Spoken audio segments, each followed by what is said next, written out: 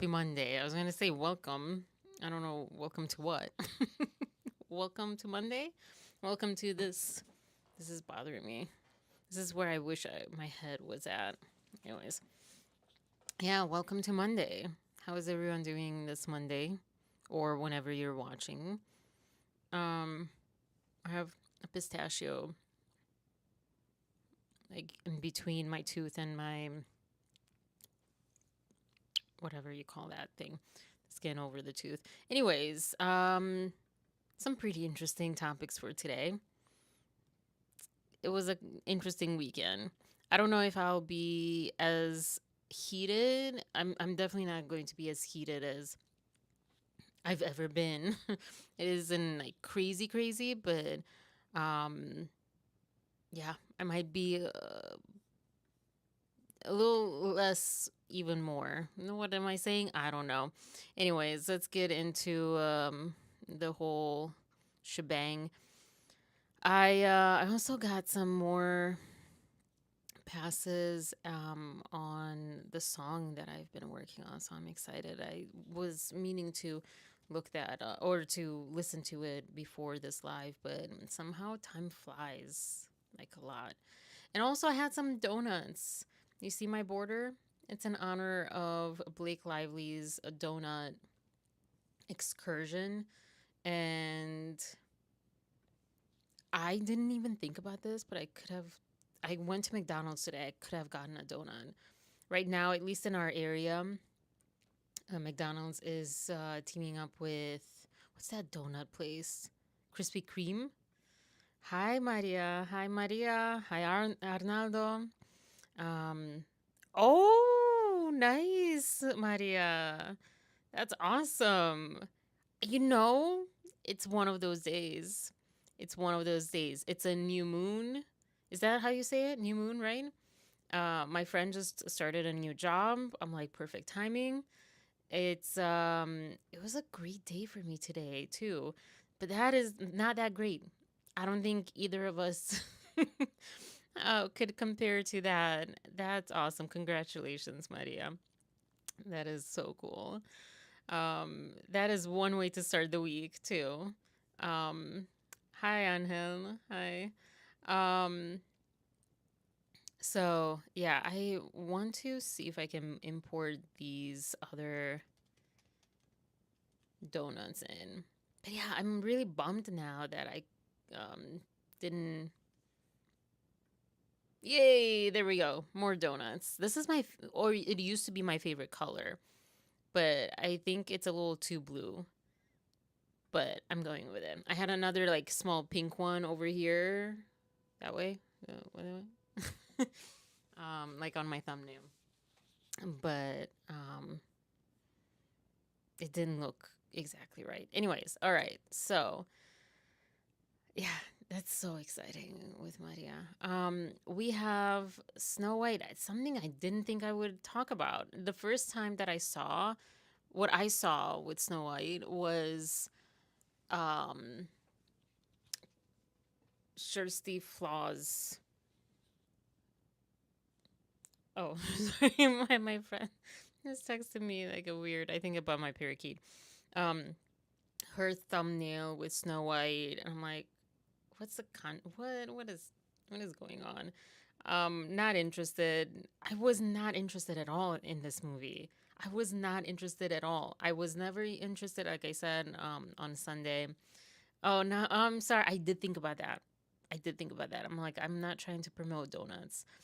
I actually just had some ice cream and I didn't finish it yet, but I might crash. Like my blood sugar might spike a little too much because I didn't have like dinner. Yeah. Tomorrow will or the next time, I don't know. I'll this is just for today, the donuts. Just for today. So either enjoy a donut or some ice cream or something sweet.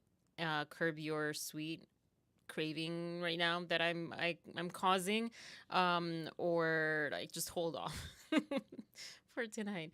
But yeah, also I would not recommend. Side note, I would not at all recommend Talenti, pistachio, gelato.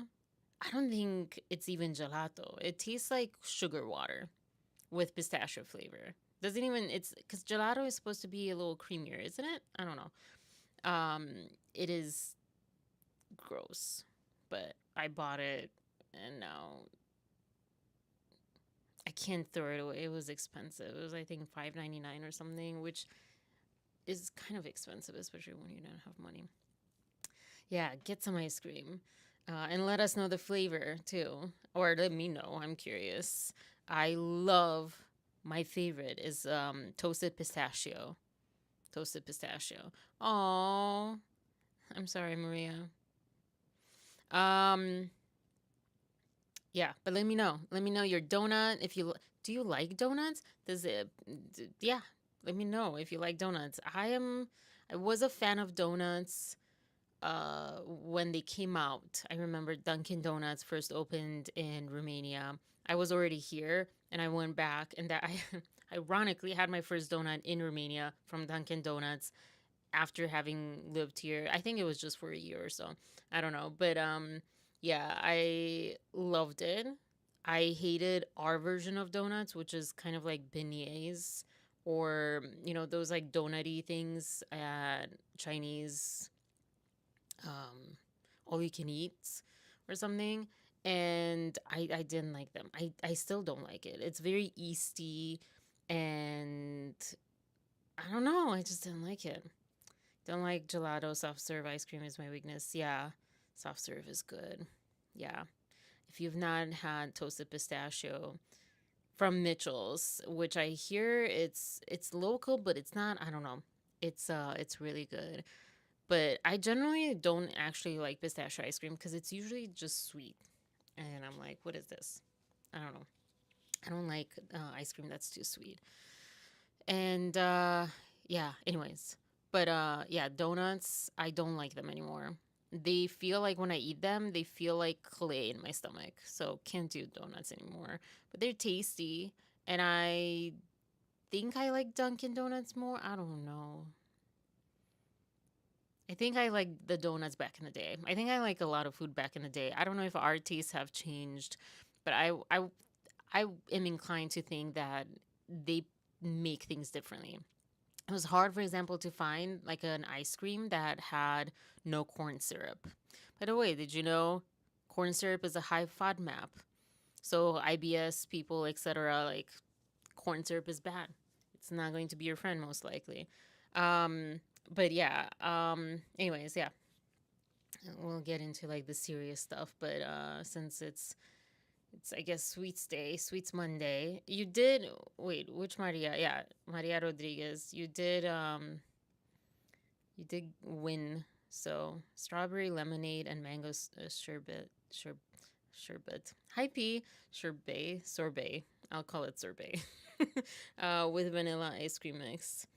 I love mango sorbet. I love mango sorbet. It's a pretty cool mix. It's a pretty cool mix of flavors. My teeth cannot do that mix, but I love that. Oh, hold on. I need to pull this up for you, especially for you, Maria. Maybe I don't know. Maybe for anyone else. This I just had this yogurt yesterday. Oh my gosh! Talking about mango. But it's mango passion fruit. So if you don't like passion fruit, I love passion fruit. Again, it's a little too sour, but it's like when you think of tropical flavor, for me, it's like passion fruit. That's like just tropical flavor, which is it's a weird way to say. Um, this thing over here. Oh my! This is the best. I took a bite and I was like, whoa. Whoa, I've not had that feeling before with a yogurt, especially. I've been trying to eat yogurt instead of ice cream now that I've been eating ice cream. It was just like, I don't know, the last 2 days that I've gotten ice cream. But yeah, instead of sweets, etc., Because I'm trying to eat sweets at night to help my sleep and to help my adrenal reset diet situation. And yeah, I was like, oh, yogurt's kind of nice. Um, Fun fact. Whoops. Romanian, as a Romanian, I don't understand sweet yogurt. I can understand yogurt with fruit. We don't have that. We don't do that. I love just plain yogurt. But I'm getting into it now. But it doesn't have it has to have like just minimal ingredients and stuff. The yogurt is that what you're asking for, Maria? If it's like this one is too sweet, this one is not too sweet. Um, it it wasn't oaty. It was I don't know. I just really liked it. I will confess that I did combine it with ice cream.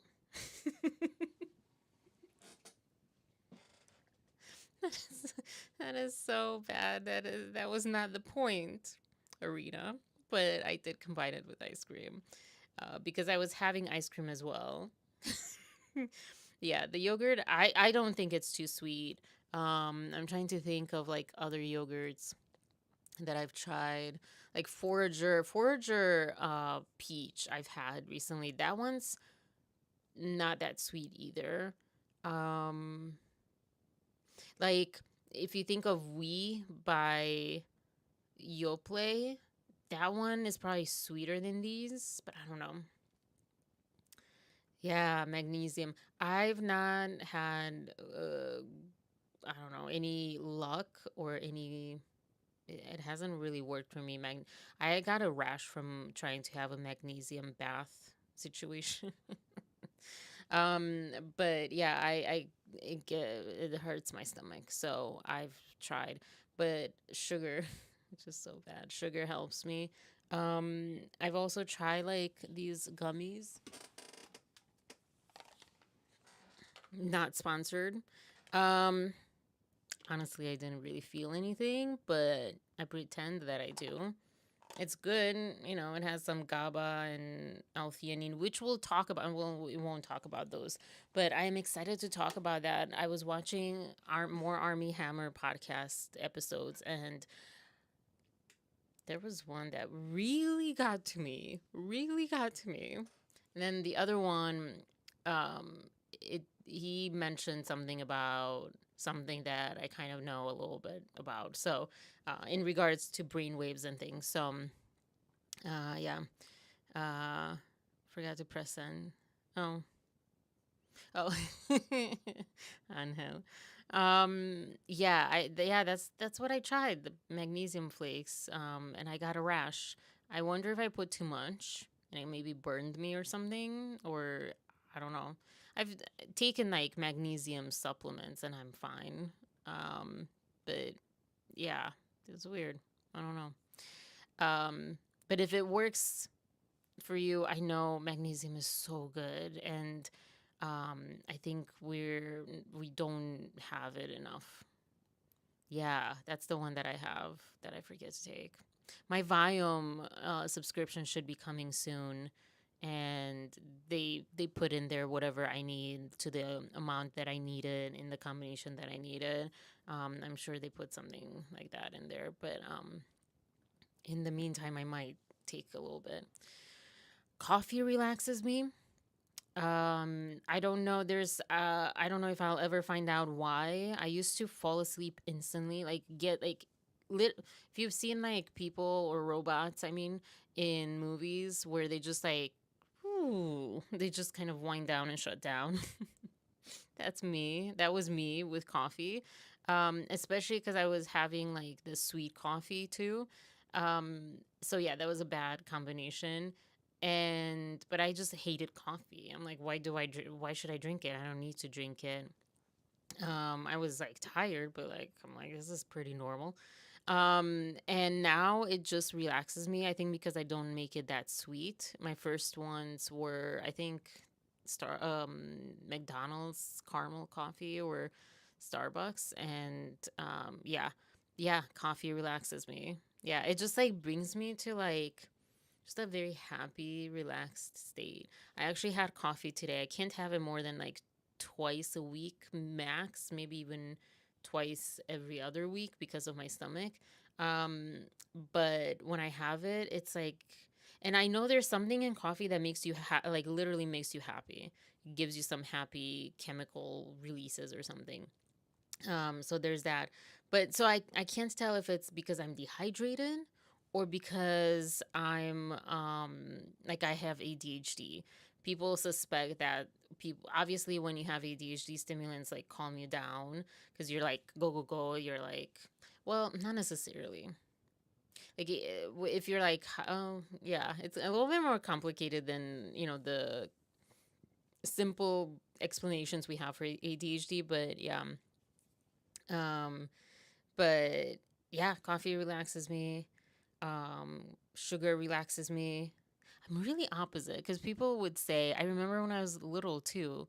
Um, I'm having really fun on these topics. I do want to like talk about the other ones, but yeah, with hot chocolate. When you're a kid, sometimes like milk chocolate, like put a little bit of cacao powder in milk and some sugar, and that was like my drink. As a kid, to go like bedtime or in the morning. I hated the taste of milk. Um, so that was the only way.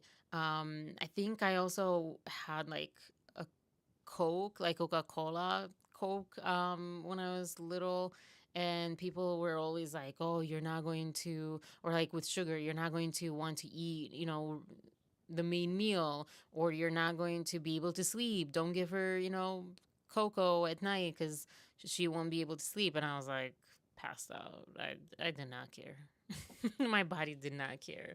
And now I know that it's actually just like some people have the opposite effect. But yeah, to sugar as well. I've never understood that sugar making kids like run around crazy because I'm like, that's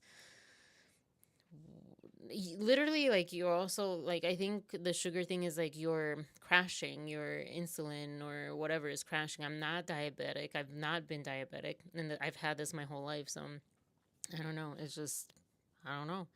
I take L-theanine with decaf coffee these days.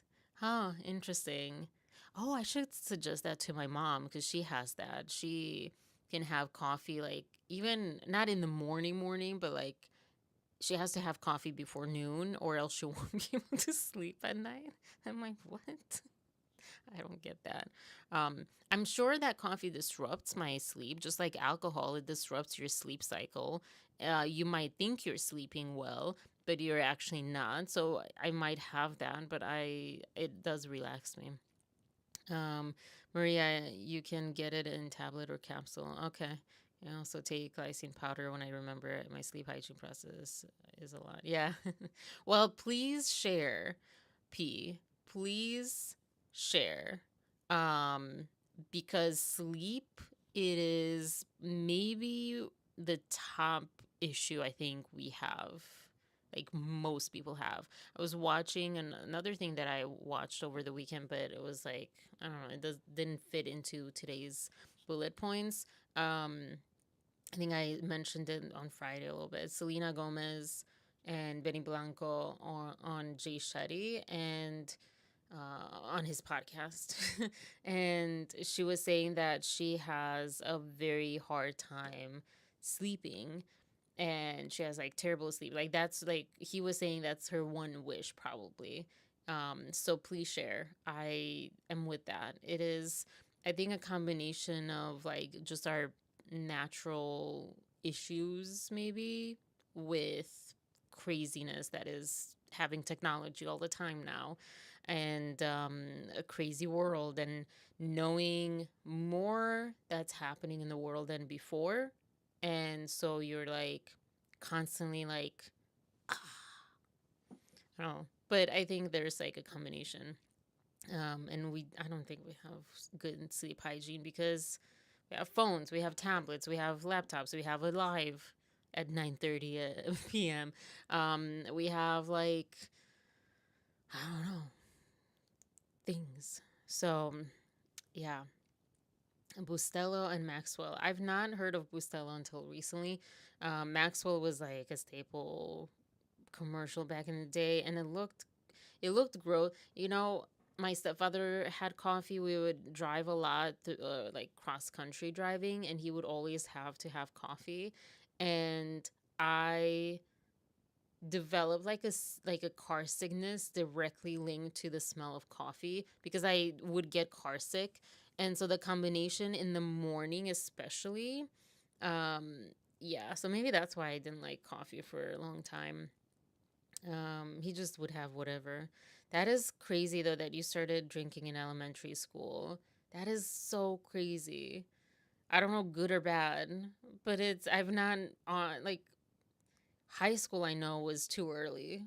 So that's what people would say, that it's too early, people won't grow, people whatever. I think that's been debunked, but I'm not sure. Wow, that is crazy. Um oh, you had too much coffee. Okay. Um, if you have a hard stomach, it will help keep you. Yeah, yeah, yeah. Um, is it the glycinate or something else that? It wasn't the one that you take for like stool softener stuff. It was the other one. It was like one that's like becoming popular. Um, anyways, oh my gosh, I love this chat. I want to just keep talking, just like hang out.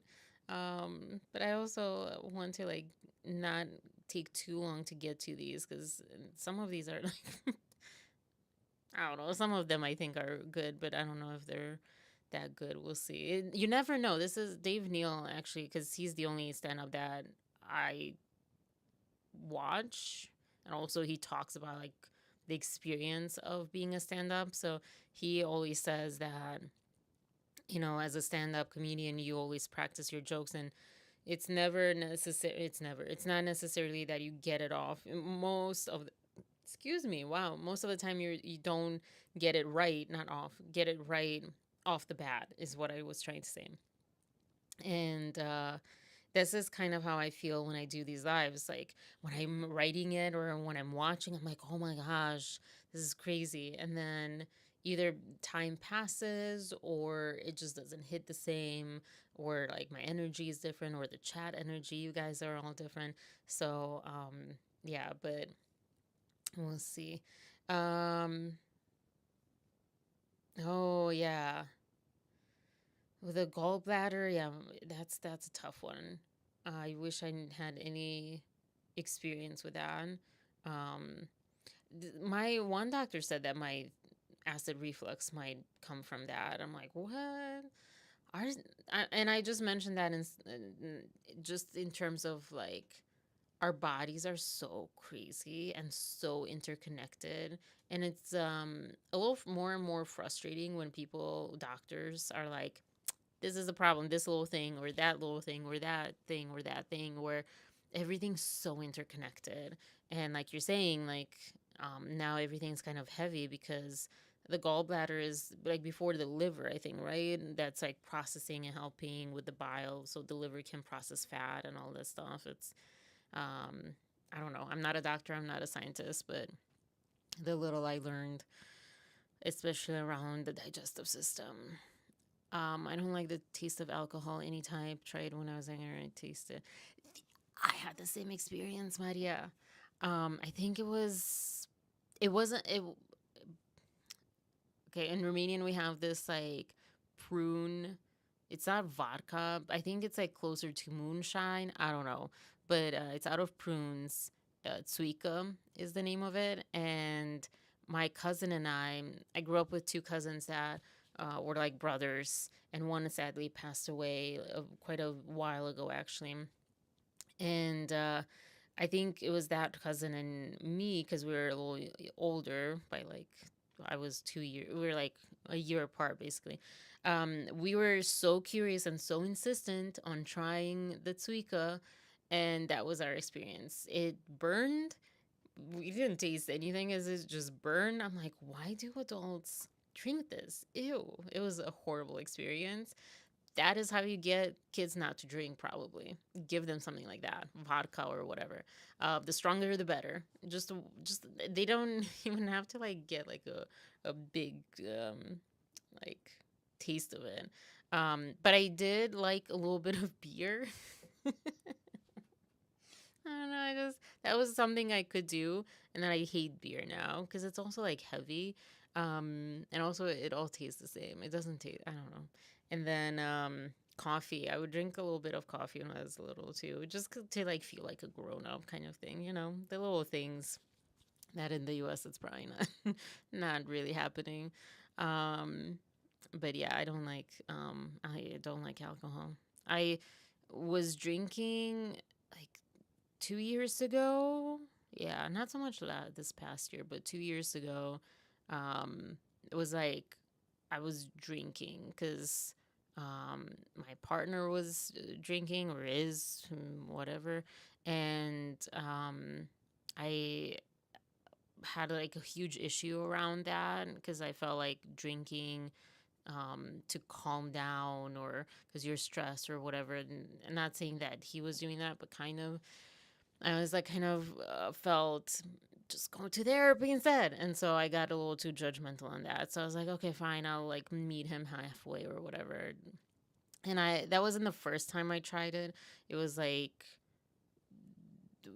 gosh, 8 years ago or something. I tried it, and yeah, it didn't really stick to me. And then 2 years ago, it was like I just was done at one point because I started using it to um, I don't even know. Not to escape. Yeah, escape maybe.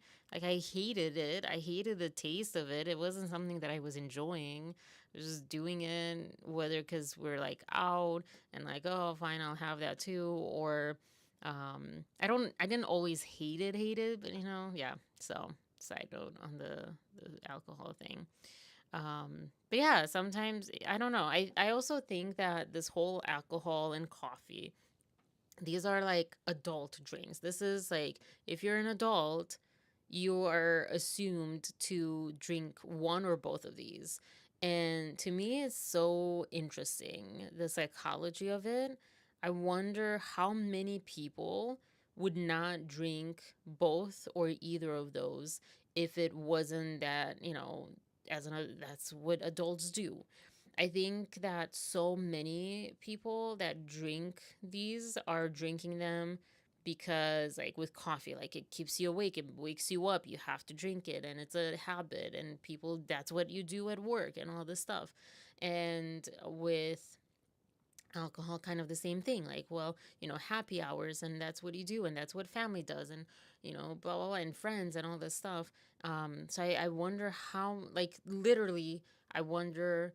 I don't know if you can even test this because it's so ingrained in like our culture, but I wonder how many people would not drink these because they don't taste great. They don't drink. To some people, they do, and I'm sure those people are the ones that probably would drink it anyways. But yeah, um, yeah. Always ask your doctor about anything for sure. P. Absolutely. Um, yeah. Oh, I didn't know that alcohol depletes magnesium. I took a lot of Nexium. I know that depletes calcium and magnesium. Yeah, there's like things that you take or whatever that deplete certain things too, or drink.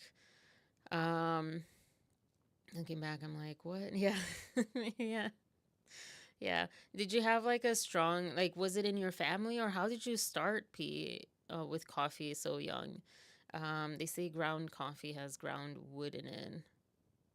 Oh, fiber. It makes me think of what was it? Over the Hedge. If you have seen that movie, probably not. But Over the Hedge, cartoon, and the little squirrel. Um, it made a Dorito, like the raccoon, being Bruce Willis, played a raccoon and introduced them to like junk food. And oh, this is so cute.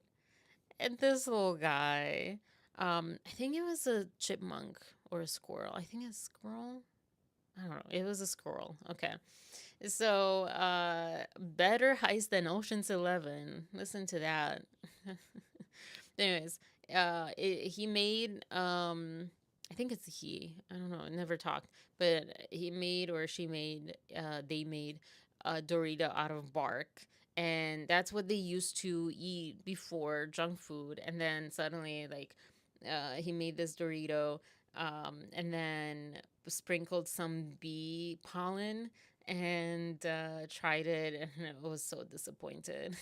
So it made me think of that. Would, um, yeah, yeah. um, Everyone takes like acid. Yeah, I stopped doing a partying 8 years ago. Has to feel for it. Yeah, it is expensive. Sorry, I'm catching up. I'm like trying citrate. Yeah, that's the one with the flushing things out. That's right. Um, Everything's expensive. She brewed in the AM, so I can remember the coffee pot percolating now.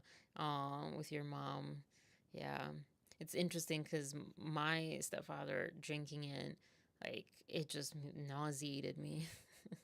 So that's like cool that we have completely like similar yet opposite reactions to the very similar circumstances.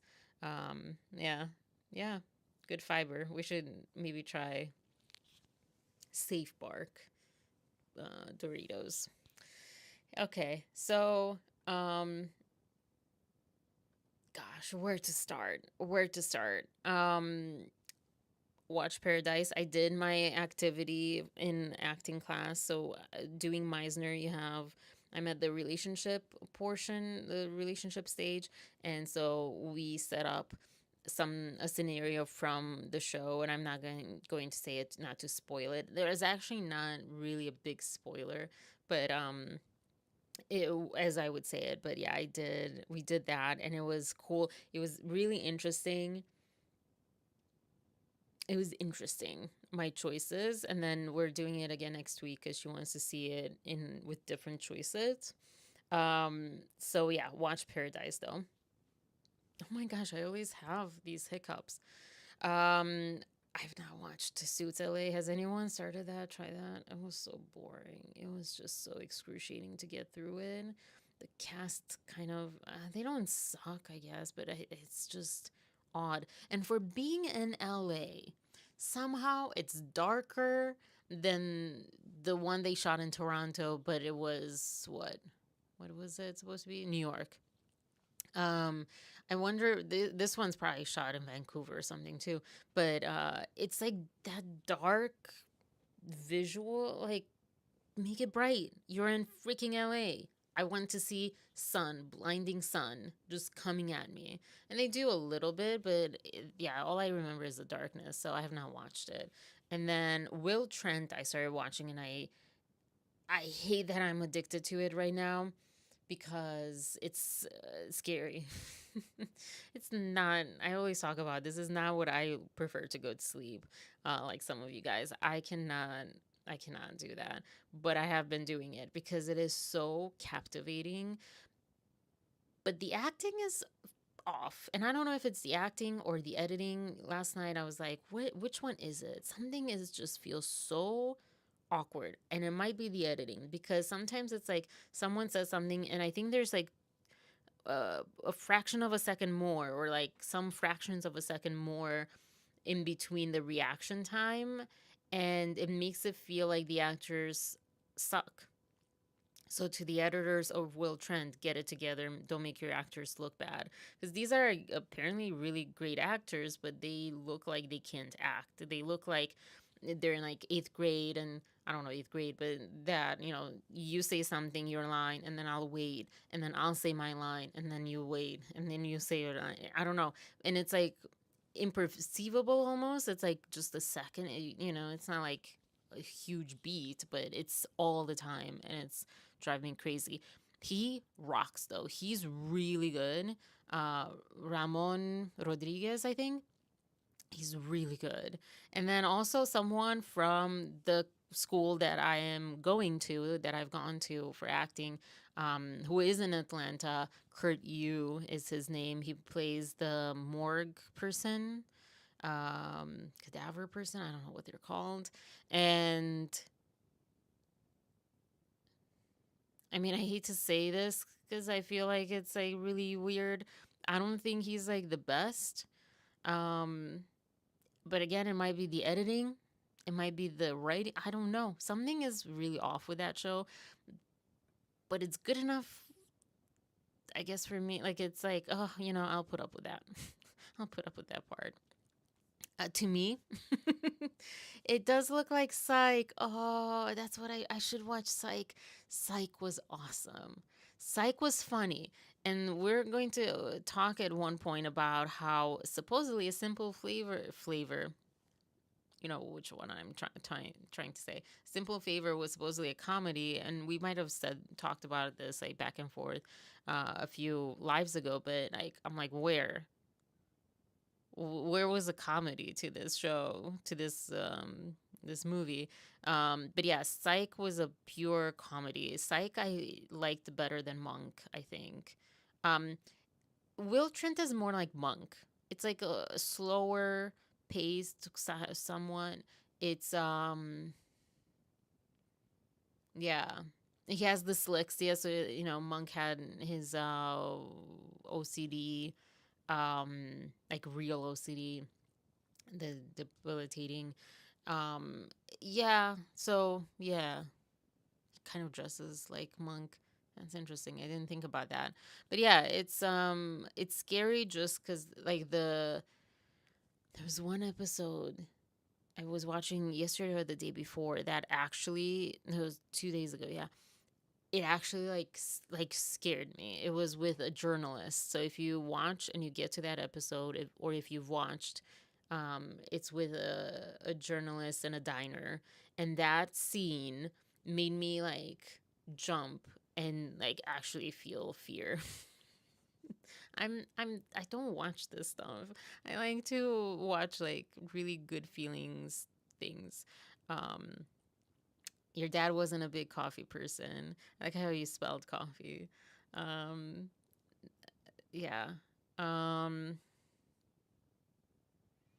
Interesting, Maria. School my grandma made it that way. That's how we made cottage cheese in Romania. But not in boiled water. But like but I don't know why it made me think of that. It's not quite the same. Never mind. um, Mr. Mr. that way too. I still Maria Rodriguez. I caught faster on that one. The song. I've heard about the song. Um, I'm sorry to ask. Are you Hispanic? You don't have to answer. Who? Who is? Um. Oh, P. Okay. Yeah. Yeah, I was going to ask you guys if any of you or all of you or some of you were Puerto Rican, because I feel like that's where I heard about the sock situation with the coffee. Psych was the bomb. They were both good shows. Yeah, yeah, yeah. Um, Good old days of good TV. I've been watching also How I Met Your Father, which is, it's not the same, but it's good. It's okay. It's okay. It's okay. All right. So I actually will pull up Neil deGrasse Tyson clip that I mentioned. Was it yesterday or was it Friday that I mentioned it? So yesterday I did my 90-day fiance. I was going to have like an hour pre-show, but then it took 3 hours for me to to cover the one episode. I'm long-winded. I didn't expect that long-winded though. Um, and then I haven't watched the episode from last night. And there might have been some things that I mentioned, but not that much. Um, I want the full Hulu subscription because I want to watch Paradise. Yeah. We have Disney and somehow like the Disney Hulu combination. I don't know if it's like just, it's separate. Like you have to, like, it's a tier in it or whatever, but I I hate to say that it's worth it because you might not find that worth it, and it is a TV show at the end of the day. But yeah, I loved it.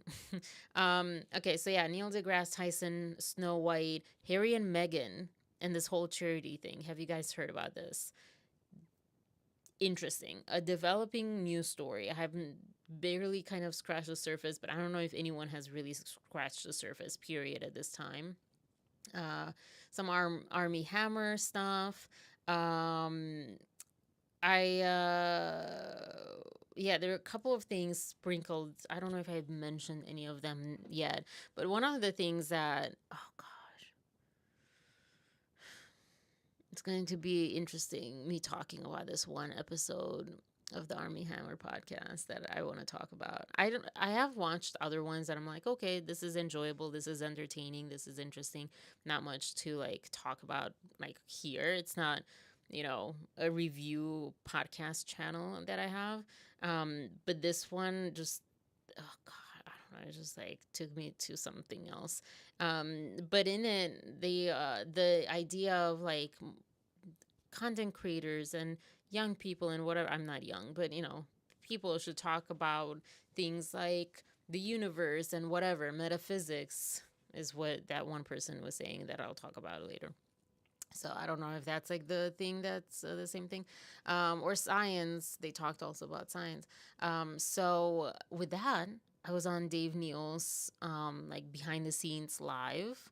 I think I've been missing a lot on not looking at my email because an email got sent from his Patreon and I joined the live and excuse me and he has a really cool episode coming up on octopods.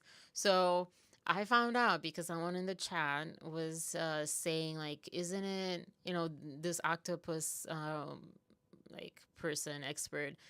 They're getting it wrong. It's supposed to be octopi, not octopuses or whatever. And I googled, and apparently octopus comes from Greek, and octopi is the Latin florification of the word. And if you would make it plural in Greek, but kind of like roundabout way Greek, it would be octopods. And so I want to start this trend. Let's call them octopods instead of octopi or octopuses, because technically that's the right one, I guess. So there you go. Science tidbit of the day. Of the live. We're not just here for the celebrity gossip and whatnot. Um, I mean, and honestly, because that stuff is also just so fascinating. That's the stuff that I like on my Instagram that I go and save and stuff, but it's not anything that I've thought of like talking about because I'm more like interested in digesting it and like, ooh, fun fact, random fact, versus doing deep dives. But we'll see how it progresses. And then he had like a really cool moment. Not really cool moment, but apparently he's not really included in the comedy scene where he's at, Dave Neal, and or this festival or something coming up. And he had like a moment like I've had like a few weeks ago. And sometimes I come and go through it of when you're being left out of something where you feel like there is some sort of merit for you to be there, to not be left out. He's been doing comedy for so long. He's at 12 years. So him even more than me with YouTube or anything. But that kind of like human state or feeling of like, why am I being left out? And the hurt that can feel that can come up, and like, you know, you feeling like it's not fair, or just the plain hurt that you're being left out. So I thought that was cool. But yeah. Um, and all right. Born and raised in Chicago. Nice. Um, No problem, Arnaldo. Welcome back. I was born here, but my mom is Hispanic. I don't speak, but I understand the language. Don't be embarrassed. Also, there's always time especially if you can understand. You are so close to speaking it. Um, yeah. All right. Cool, cool. So, oh gosh, I don't know where to start. Blake Lively. We haven't. I feel like we haven't talked too much. I haven't talked too much about her, in a while. So I guess let's start there. Oh, boy, no new filings, but I guess this week is going to be. I don't know. It's projected to be a big one, a big week. What is this? Come on. What are you doing? Sorry, I'm battling with Chrome. That's so weird. It's not done that before. And yeah, I don't know. Nothing new. But on the legal sense, also I'm kind of happy. Honestly, if you've probably noticed, I'm a little yeah, we got to really I'm a little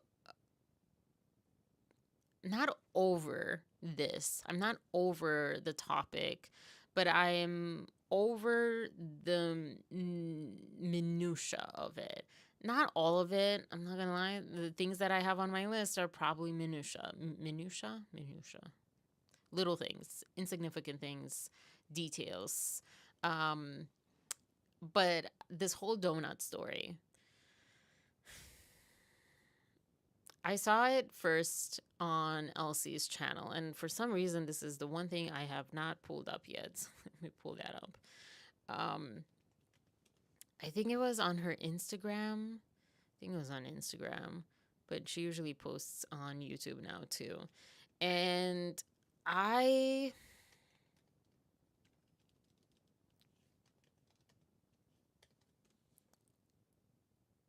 I don't think I'm a fan of Elsie.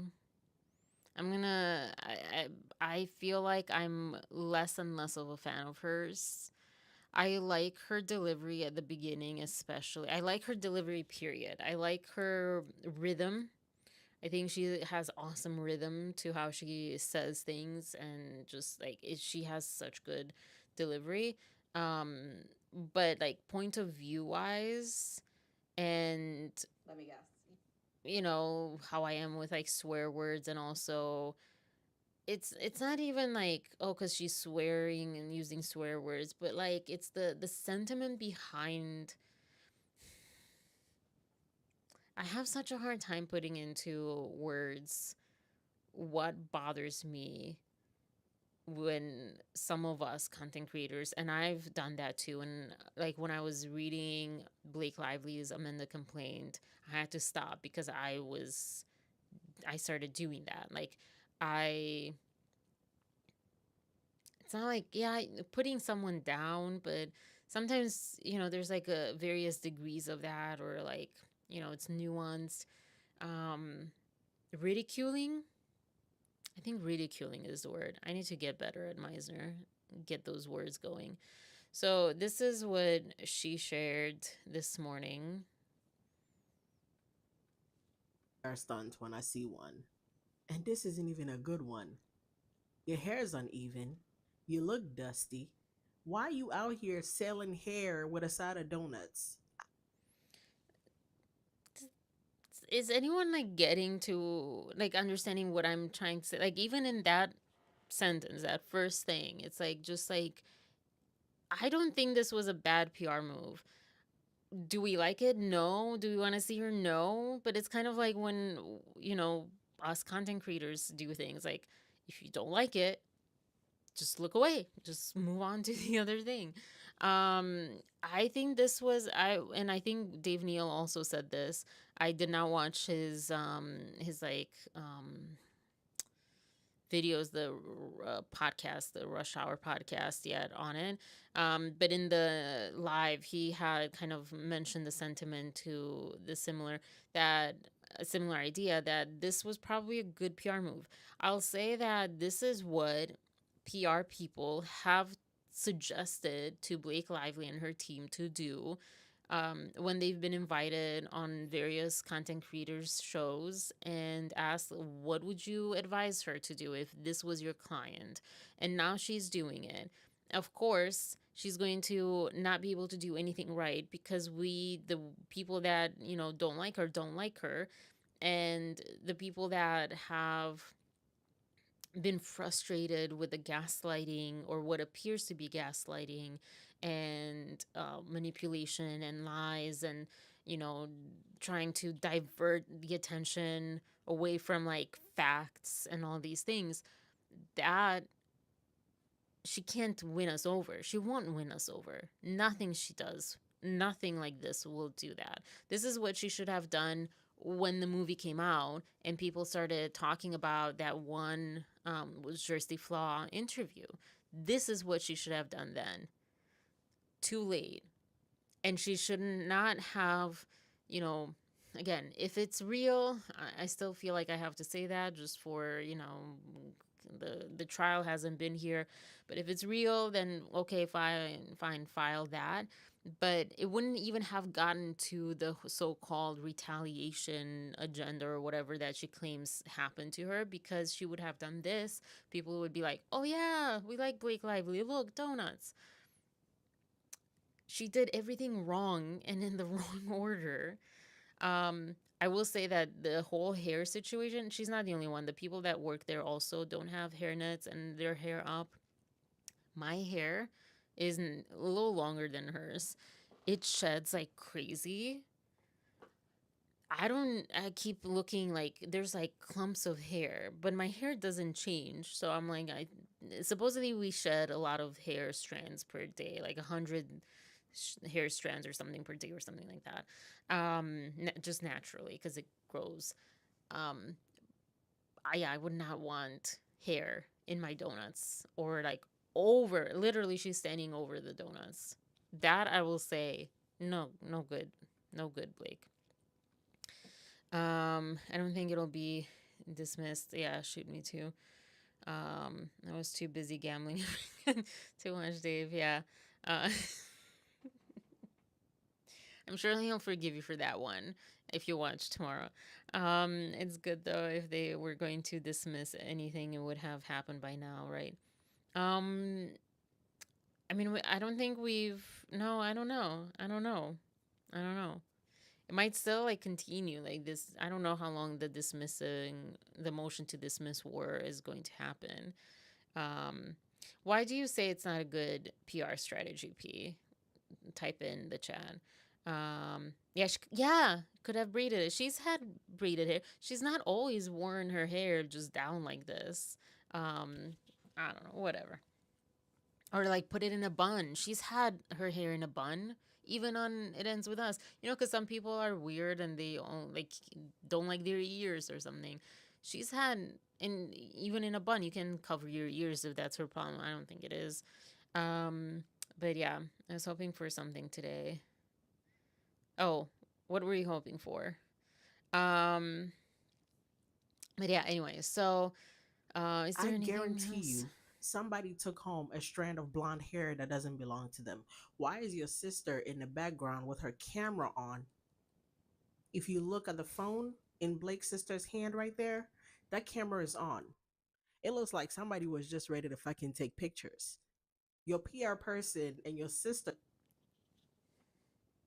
This is what like feels, talk about forced, P. Yes, it feels forced to me. Like, yeah, you did. You assumed that she's in Connecticut. Yeah, well, yeah, interesting. When we're in March? Yeah, we're in March. I assumed that she was in New York to stay with the kids because they go to school, but maybe they don't go to school. Maybe they, especially now, they might not go to school in public. Um, Speaking of forced, I feel like, oh, I mean, it is a PR stunt. PR things are not like, oh yeah, here, let's stop here. Let's like do this thing that's like, you know, effortless. It's always like, whether you see it or not, effortful. Um, but this is what feels forced to me. Everything that Elsie is doing feels forced. Like she's forcing this to be bad. Not to mention the whole Robin Lively having had like a whole character created that we didn't even see on screen, I think. But a whole character created for her just to be in the movie. At least like allegedly. I don't know. That's what I read in that one article. But besides that, they're sisters. She's taking pictures. I'm sorry, but that's so BS. What Elsie is saying is so BS. That's what you would do.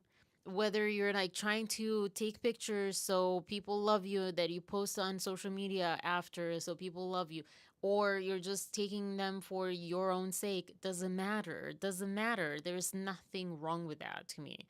Nothing wrong with that. Again, what makes this wrong is that we don't like her. Um, People do this all the time, actors and so forth. And yes, she's doing this, especially right now. Again, she should have done this earlier. Now she's doing it to gain, favors or to, whatever, look like she's likable or whatever. Um, or maybe she's trying to find people that like her, by stopping like, do you guys like me here? I don't know. I just really am over, or I was never into this kind of like content creator reporting. It was like when she started, Elsie was starting to do this, like it was funny and fun. And it was like with things also from like revealing things rather than criticizing her. Does that make sense? Like, of course, like it was a criticism of Blake Lively, but it was like unveiling stuff. And I thought, whoa, that's like really cool. And she has so much comedy in her. This is to me too much. This is too much to me. I don't know.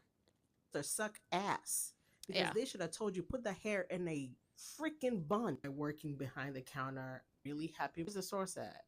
Had it with Lively, and the dad told his child her husband is Deadpool, referring to Ryan Reynolds. No, just Miss Lively. It was a father. Blake really said, "I got the male vote." Really, Blake? Now you leaning all over with your. Anyways, so yeah, she was at this donut shop, blah, blah, blah, blah. Looks like you washed your hair with your alcohol brand.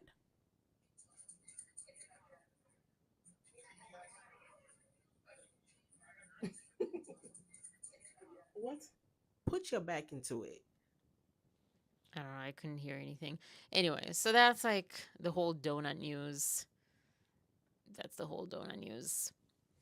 That's why all these donuts are here because, well, it was just like too good to pass up having donuts all around. No, I'm sorry for any induced sweet tooth that this live is causing. Um, I'm sorry. Yeah, I don't know where my connection is, but I'm not getting the error message of terror, as I call it now. But it is low on the kilobytes. So had to change some settings. So hopefully this won't, experience too bad, too freezing. Am I freezing to you or to anyone? Um, if it's PR, I don't get the point. The point that PR people have suggested to Blake, PR people that were, again, just being interviewed by content creators, was that she should, get in front of, whatever. Do things that make her likable. Literally, I remember someone saying that. Watch Dave Neal. I think he has someone or has a clip of someone talking to someone else or like an article. I don't know. I don't remember of a PR person that explains why this is good PR. Um, Now, again, I don't think this is good PR in terms of people that don't like her. Nothing will make her likable to the people that are not in support of her. That's I don't think that's necessarily what she's doing. Cuz maybe she in her mind she's hoping for that. Maybe she thinks that, but I think the idea whoever suggested this or whatever is that she's not going to lose any more people, or the people that don't watch this news at all. Could be like, oh, Blake Lively. So in that sense, I think it's like It's just PR, good or bad. Like again, it depends on what you're weighing it against.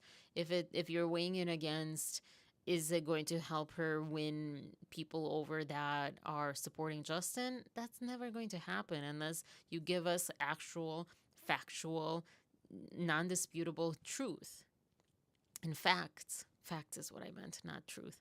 That is what we're looking at and for, not, smiling over donuts. No, no.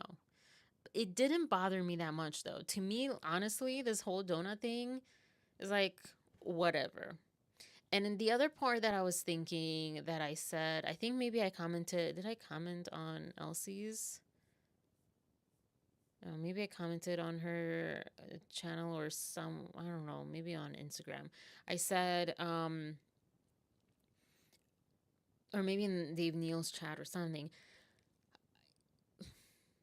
isn't this us talking about it and pulling it apart? Isn't it somewhat playing into Blake's hands? In some way, I feel like it is. I don't know that I can like exactly pinpoint what I'm trying to say, but I have this like feeling that it's something that, that's another added layer to this. Like, why do we need to talk about her all the time? Because I was thinking this in the last couple of times that I've come on live. It's become Blake Lively show, you know?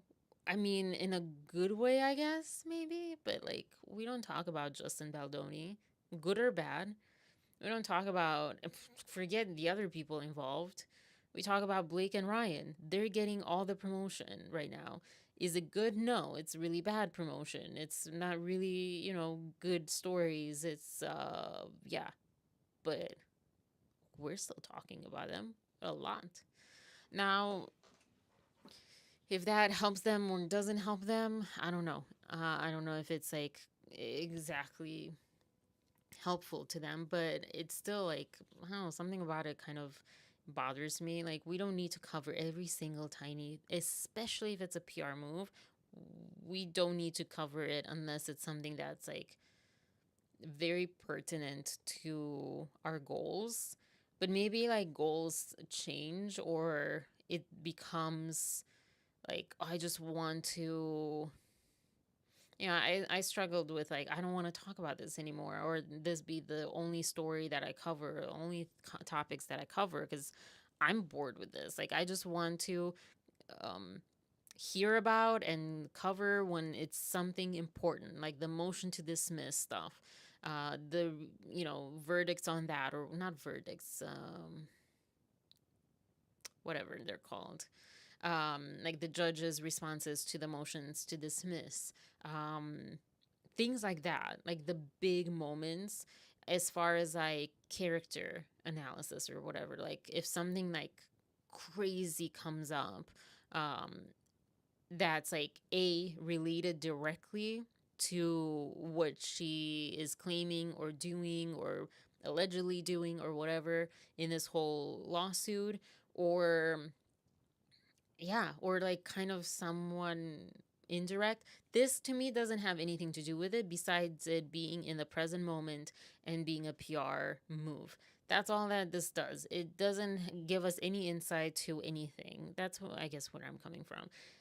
You may hate that, I'm sorry. I don't mean to like isolate or isolate or whatever, push away audience, I just, I at the end of the day, as a lot of like Dave Neal and Armie Hammer, not to put them together necessarily in the same sentence, with me too, um, it's like at the end of the day, I want this to be true to my values, and yeah, and I don't want to say something just to get likes or get audience or whatever.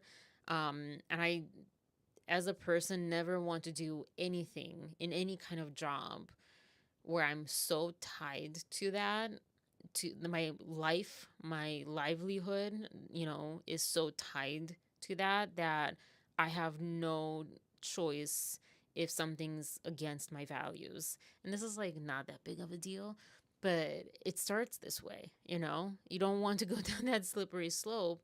And yeah, and a big reason, one of the big reasons that I started these lives and this channel direction, you know, I pivoted to this, was because I was sometimes watching people say things that I didn't agree with, or I felt like there needed to be a little bit more compassion. I know at times I've not shown compassion either. I've been, you know, joking or putting people down, Blake Lively specifically, or things like that. I'm not perfect. And I've said that you know, I've caught myself sometimes like, ooh, like when reading her amendment, I'm like, I can't do this.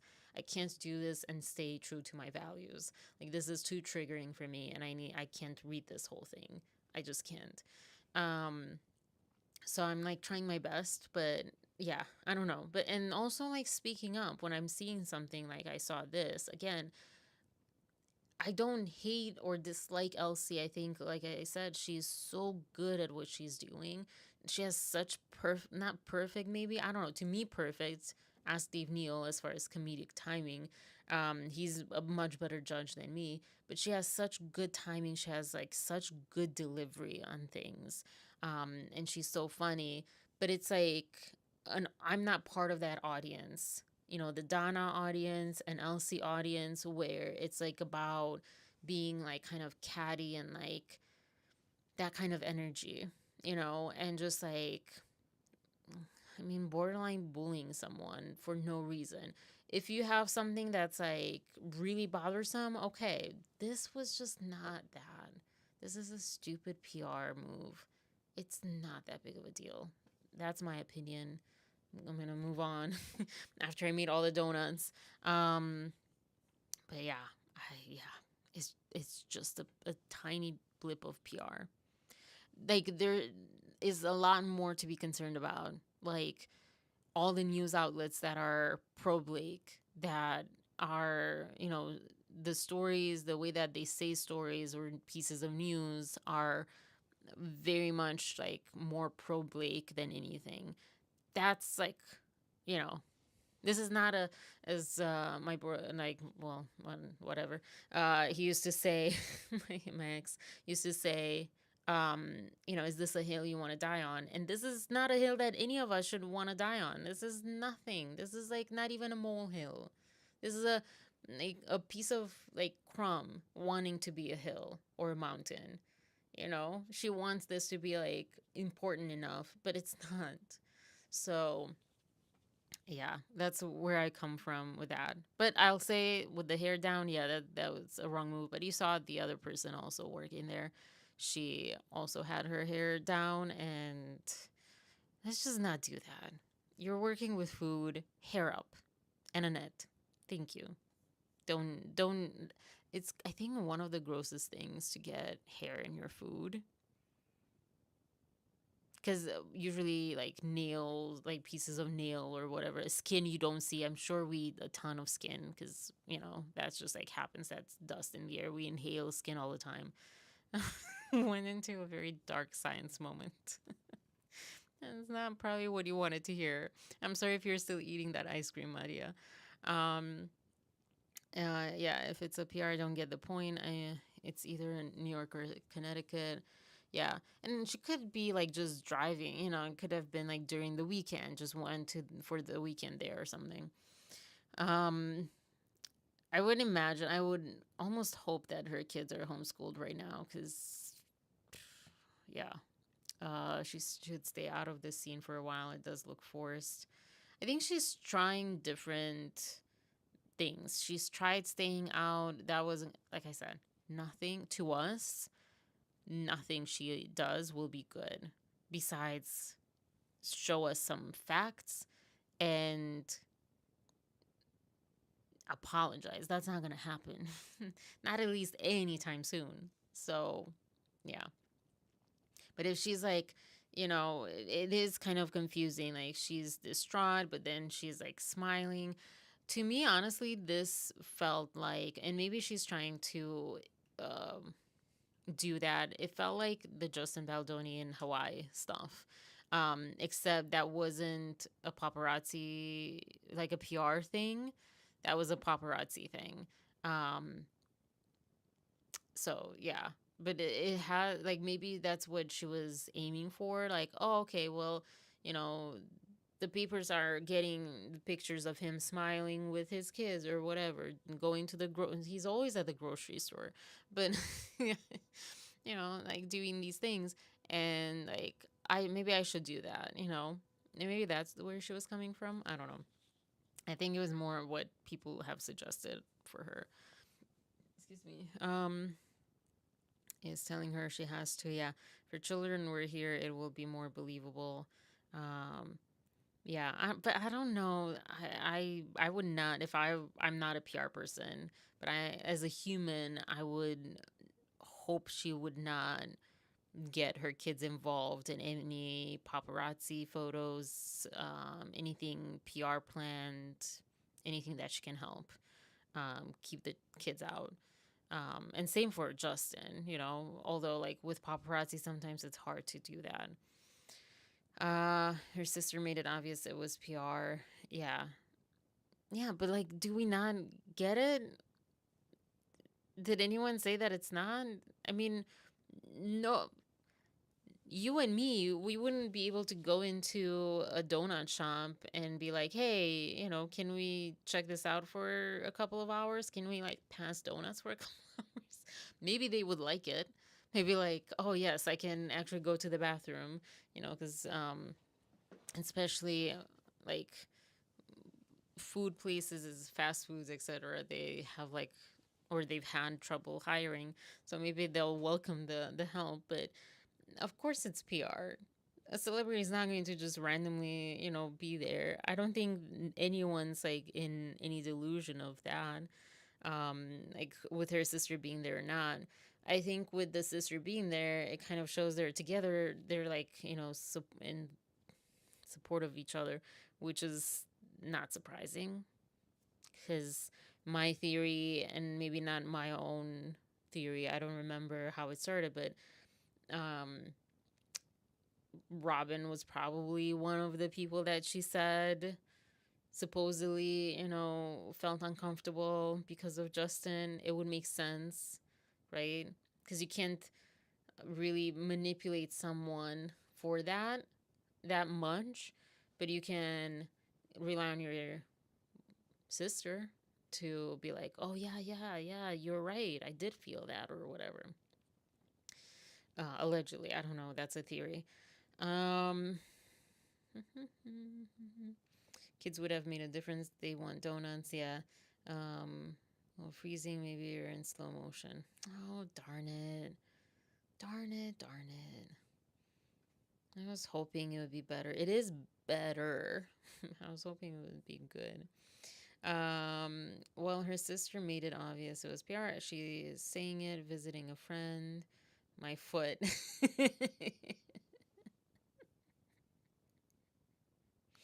Oh, I love that phrase. Oh, I miss that phrase. Visiting a friend, my foot. Um, let's go to some. Oh my gosh, shush. Um, talk about minutia, and maybe this is hypocritical. I think I should have included this Friday or whenever, and I didn't. If you're visiting a friend, take the picture the normal way. What's the normal way? I'm asking that like genuinely. It wasn't a rhetorical question. Are you talking about like landscape versus portrait or what? Um, so this, you probably have seen it. This was uncomfortable to watch. If you've not seen it, it's uncomfortable to watch. I wish I could make this bigger. This is for, I think, I didn't even know, but I think for the Pants movie, the Sisterhood of Traveling Pants, which I saw this clip earlier today with America Ferrara, I forget her name, I don't know. Anyways, she um like Blake was getting ready for her prom, like real life prom, and the way that America like narrated that, Blake was going to the prom with the captain of the football team or was dating him or something, and they're nominated for prom king and queen. I'm like, is this a Beverly Hills 90210 episode? Is that Blake Lively's life? That sounds exactly like Blake Lively's life. Um, yeah. So, anyways, but this was uncomfortable. Of Jason Wu. The collection is so beautiful, and it's amazing to see what's happened for him in the past few years. We were just talking about we met right before I started Gossip Girl, and right before he dressed Michelle Obama. So it was a big time for both of us. We had no idea what lied ahead, but we're both very lucky. Oh my gosh, I'm such a huge fan of Jason Wu. The collection is so beautiful, and it's amazing to see what's happened for him in the past few years. We were just talking. That is so uncomfortable. And the way that they look at each other, this is so like, this is what friends do.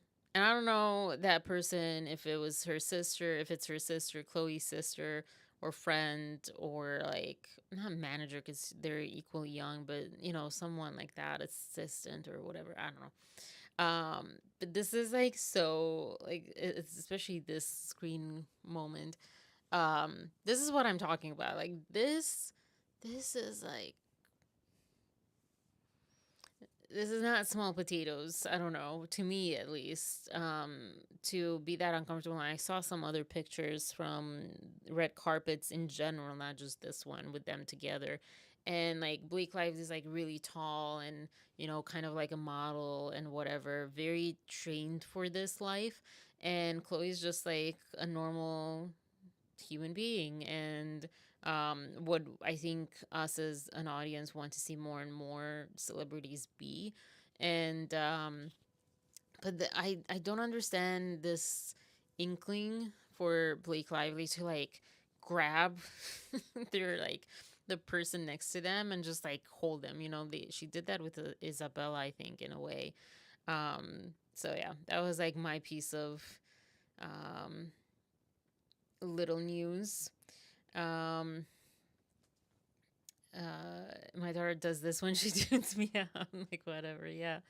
If you're in a picture together, visiting a friend, yeah, yeah, not like a camera whole thing. Yeah, both things can be true.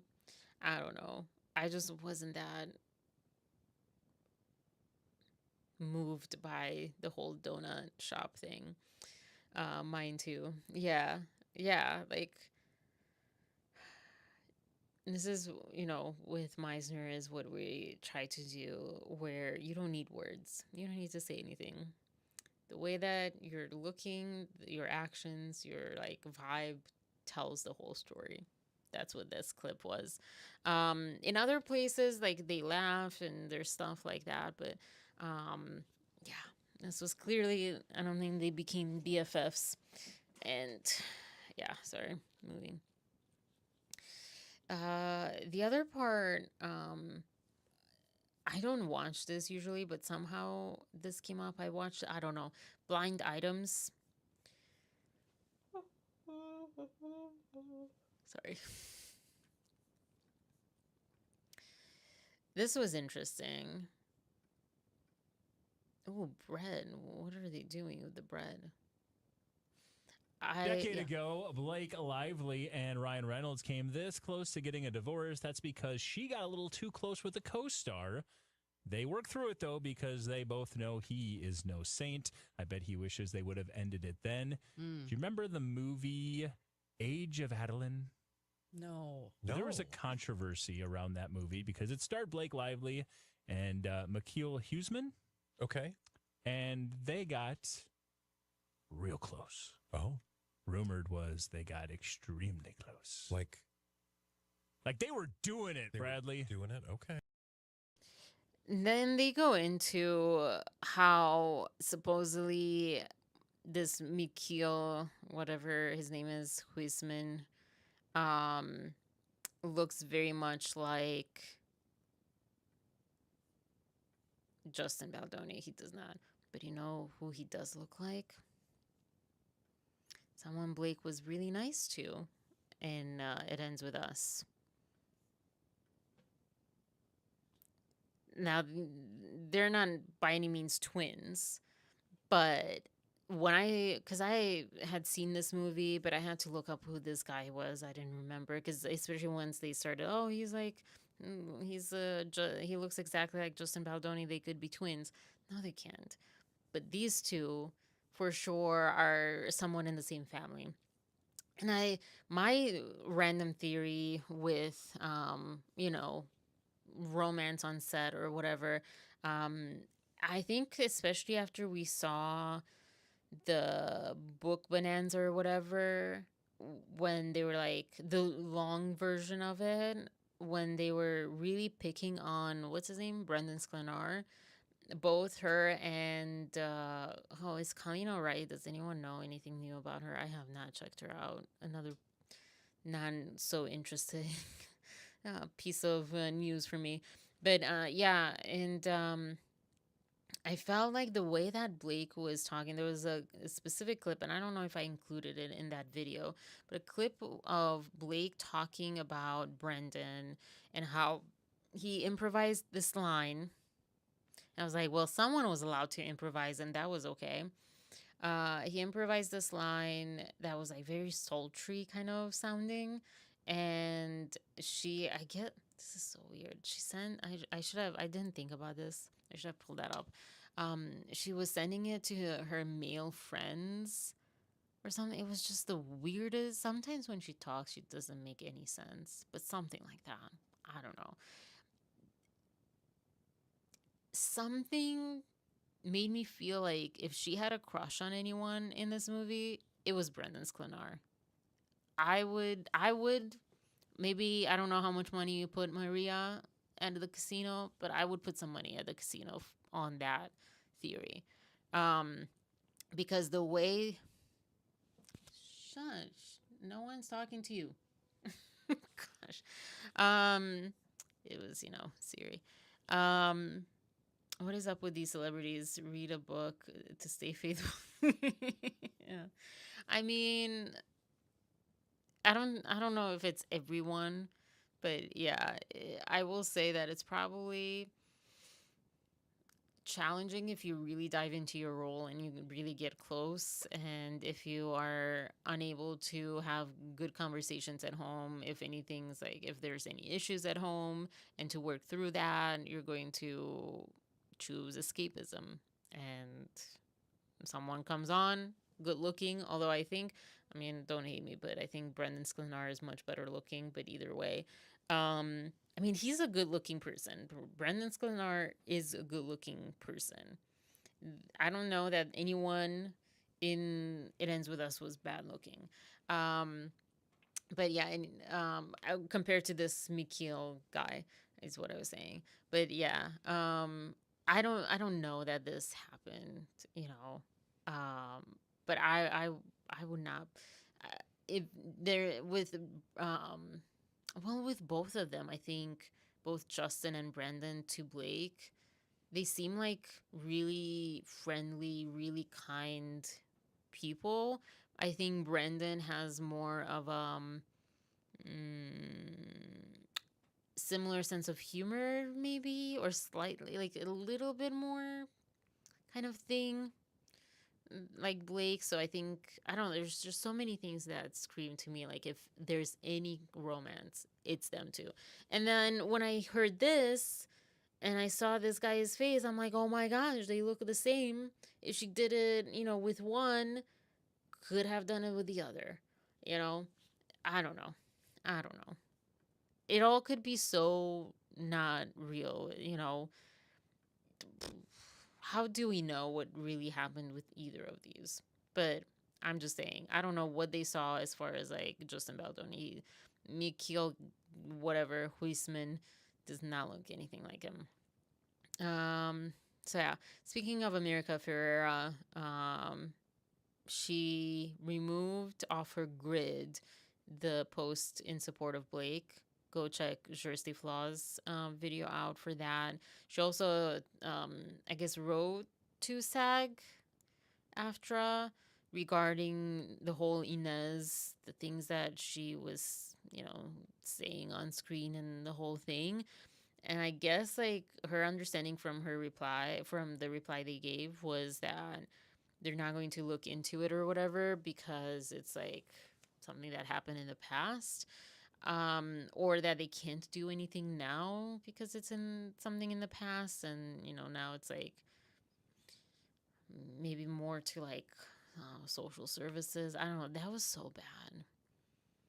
It sounds like something so trivial, but to make a kid, and I thought she was 11, but it didn't. I mean, that's not even better.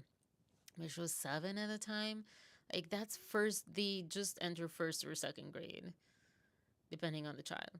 Um, I went in first grade. I went in at 7, I think. Or I don't know.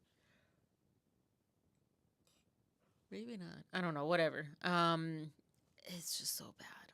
It's so bad. Oh, and then Justin Bieber, Jersey covered like something. Well, just like slightly Justin Bieber. I have to look and see. I don't know if I want to look, but it's looking like he's posting like Britney Spears posts. So something's like off there. Yeah, 7 years old. Yeah. They should read a book, instead of putting their children to say things like that. That's definitely where they should read a book. Educate yourself. Lively's and Reynolds's. Now, the other thing that I found was interesting, second one, or I don't know, third one. Ugh, I don't know. I don't know if I even want to pull this up, honestly, but a whole like Henry Golding, right? Elsie showed that. I guess.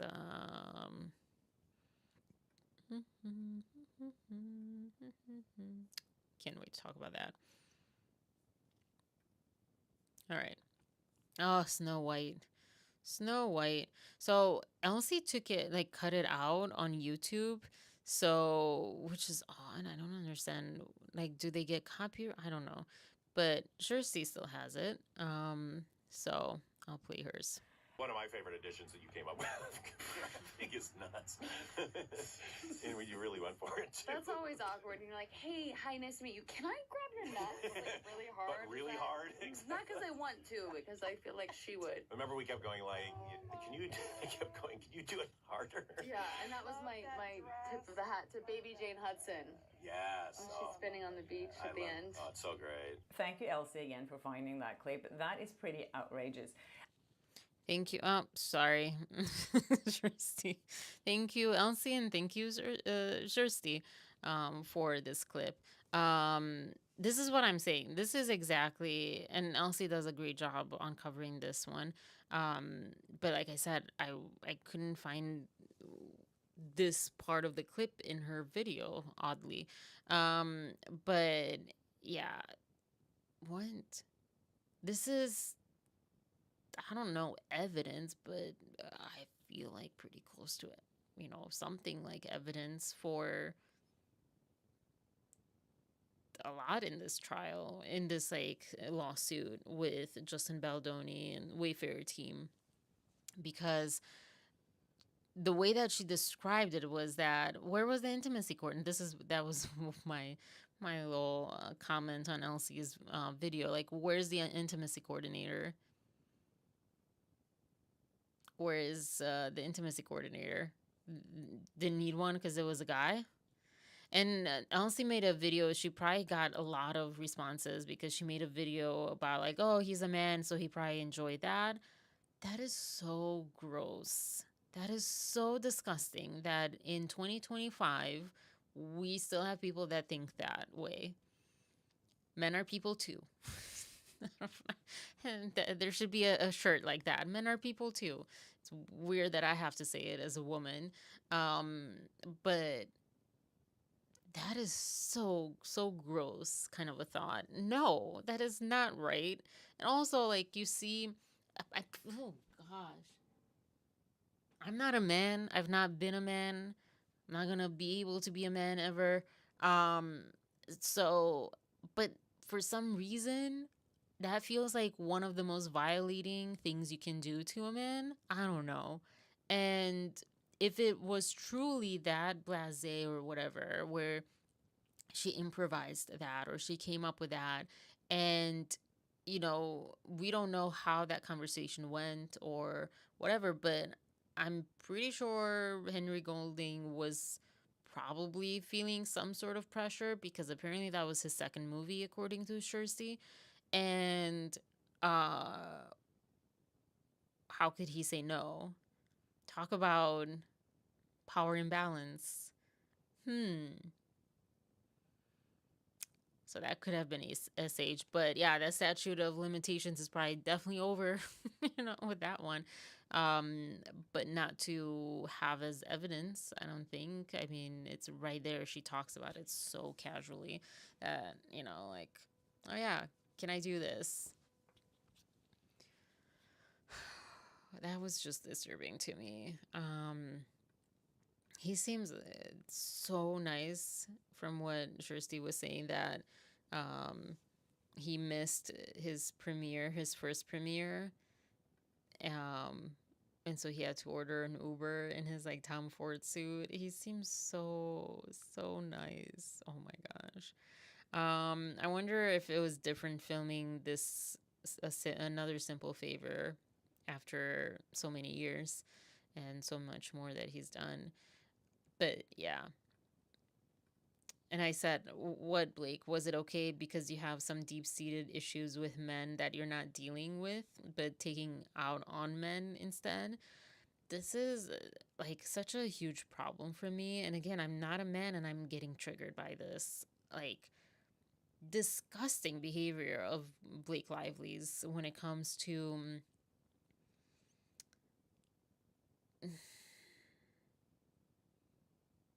bullying men. And it's not even coming from the place of, oh, they probably like it. It's more, she's coming from a place of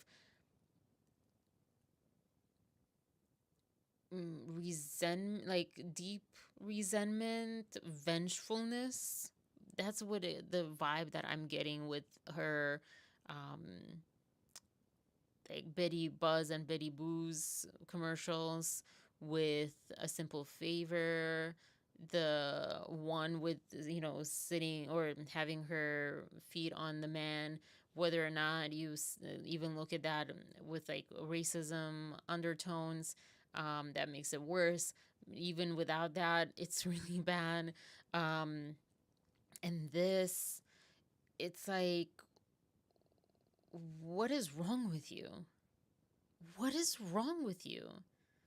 I don't know. This is, to me, it sits so poorly. Horrible to me to see this kind of behavior. Yeah. And to the people on Elsie's channel that are not going to watch this, but, that said, oh, he's a man, he probably likes that. Go get help. Go get help. Go get educated. Read a book. Read a book. Read a book. Go read a man, what is it? Man Enough? I have it in the other room. By Justin Baldoni. Go read a book. Oh, gosh. And then I like to also, I don't like to, but I'm reminded when watching this, I get reminded of how she said, and I couldn't find it. I wanted to get it exactly like quotation right, but I couldn't find it. But how she said that her character in, is it Emily Nelson? I think Emily, right? In A Simple Favor in this franchise is her favorite character of all time that she has done.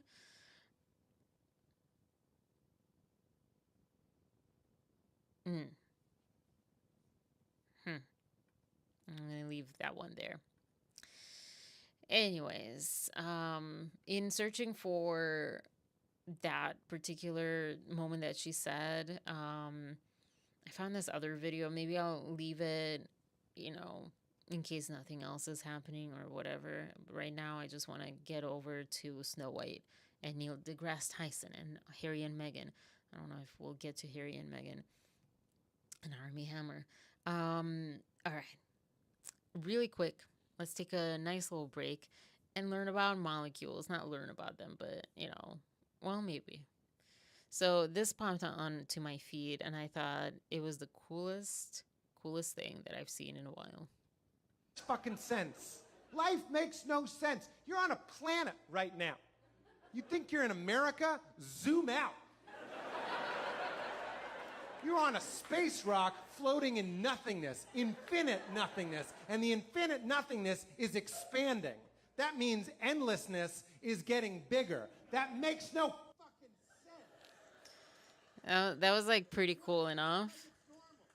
Where everything's made of molecules. Okay. Got it. I'll never think about that again. But, okay, there are more molecules of water in a glass of water This will make your head hurt if you haven't. than there are glasses of water in all the world's oceans. Wow. Which means that after you drink that water and it comes back out of you any number of a half a dozen ways, there's enough molecules that pass through your kidney to populate every single other possible glass of water drawn from the world's water supply. Wow. Which means the glass of water you did draw from your faucet contains molecules that definitely pass through the kidneys of Abraham Lincoln, of Yes. Jesus, of Yes. Genghis Khan, of Wow. pick any historical figure. I'm made of molecules, you're made of molecules, the air between us, it's all made of molecules. That makes no fucking sense. These molecules know they're molecules. These molecules are like, I'm Pete. That doesn't make any sense. This stool is made of molecules, the same molecules in my hand. In fact, some of the molecules in this stool went into me while I've been talking, and some that were me have gone into this stool. And you know, when I knock these molecules into these molecules, when we ask science why don't they go through each other, you know what the answer is? We don't know. Nothing makes fucking sense. So, yeah, that was my little moment of levity, or just like, I don't know, I had to share that because it blew my mind. There were some things that I didn't know. I mean, really none of that I knew to that extent. That's crazy. So that was like neither here nor there. This was not a piece of like celebrity gossip or like shock value as far as like that, but I don't know. Hopefully it shocked some of you as far as science, unless you probably maybe know more than me. And then it was like, yeah, I already know this. But anyways, moving on to Snow White, because this might be the last topic for today. Tomorrow I'm waking up at 6 a.m. for a stupid, I don't think they're good physical therapist. But anyways, so like I said, I first saw this on a thumbnail, Short Sleeve Flaw. Didn't click on it, and then it kept coming up, and then Billy Bush also had a thumbnail with this, and I'm like, okay, let's check this out. And I checked his first, and then I checked hers. This movie sounds like it was cursed. Some movies are cursed. This one sounds like it was. It all kind of started, apparently, at least like the way that the timeline Billy Bush talks through, is it started really when they started filming it, or like something like that, where Rachel Ziegler, whatever her name is, I don't even know. What's her name? Whatever, Rachel. She was not invited to the Oscars, and her West Side Story, didn't know that was a movie or a show. What was it? I don't know. Didn't know that happened. Glossed over that one. But yeah, that was motivated. Nominated for like, I don't know how many Oscar awards. And she was the lead, and she wasn't even invited to the Oscars, which I felt like that's weird. But I have no idea how that works. Anyway, so she complained that it didn't really. I think she said something like, "Oh yeah," someone asked like what she's wearing. She's like, "Oh, PJs. I wasn't invited, so PJs and whatever." And then there was, and I did have this, and I don't have it pulled up. I'm just going to speed a little bit through this, but there is, maybe I'll like include it. Oh gosh, I hate when I do this. I'm sorry. I'm failing you on that. But she said that the prince stalks Snow White, and it's like not modern kind of story. It's not really right, correct. This is the thing.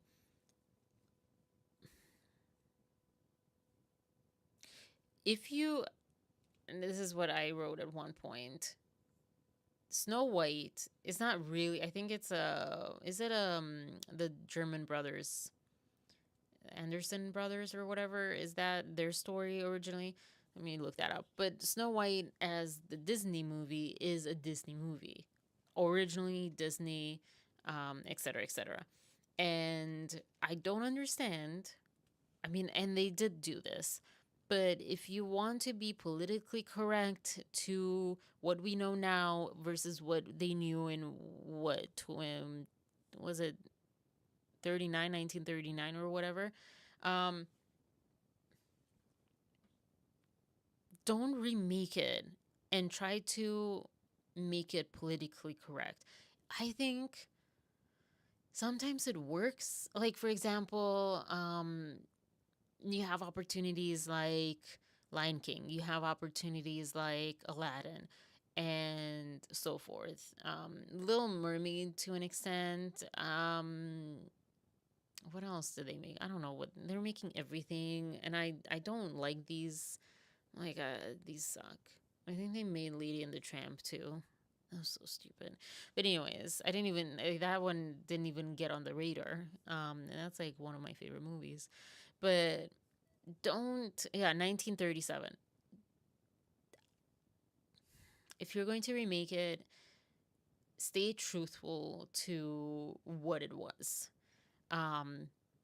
If you can change something, change it. But don't change something just to change it.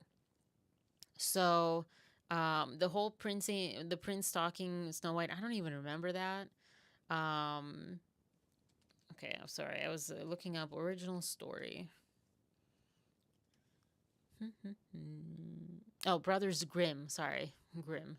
1812. Wow. A princess whose wicked stepmother, driven by jealousy, attempts to kill her, leading Snow White to seek refuge with 7 dwarfs. Cool. Such weird people we can be sometimes. That's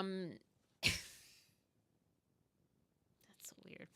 So, yeah, but in terms of the story, the like, movie, whatever, I don't understand why Disney is trying to remake things and they get into these almost impossible situations because, okay, so first thing, yeah, Prince talking Snow White. It wasn't the way that she said it, and I'm sorry I don't have it quickly to pull up. The way she said it wasn't even a big deal. It was like, yeah, cool, whatever. It wasn't like she didn't even use the word stalking, at least in the one place that I saw. But then the whole Snow White is not white. Apparently, it's something inspired by a snowstorm.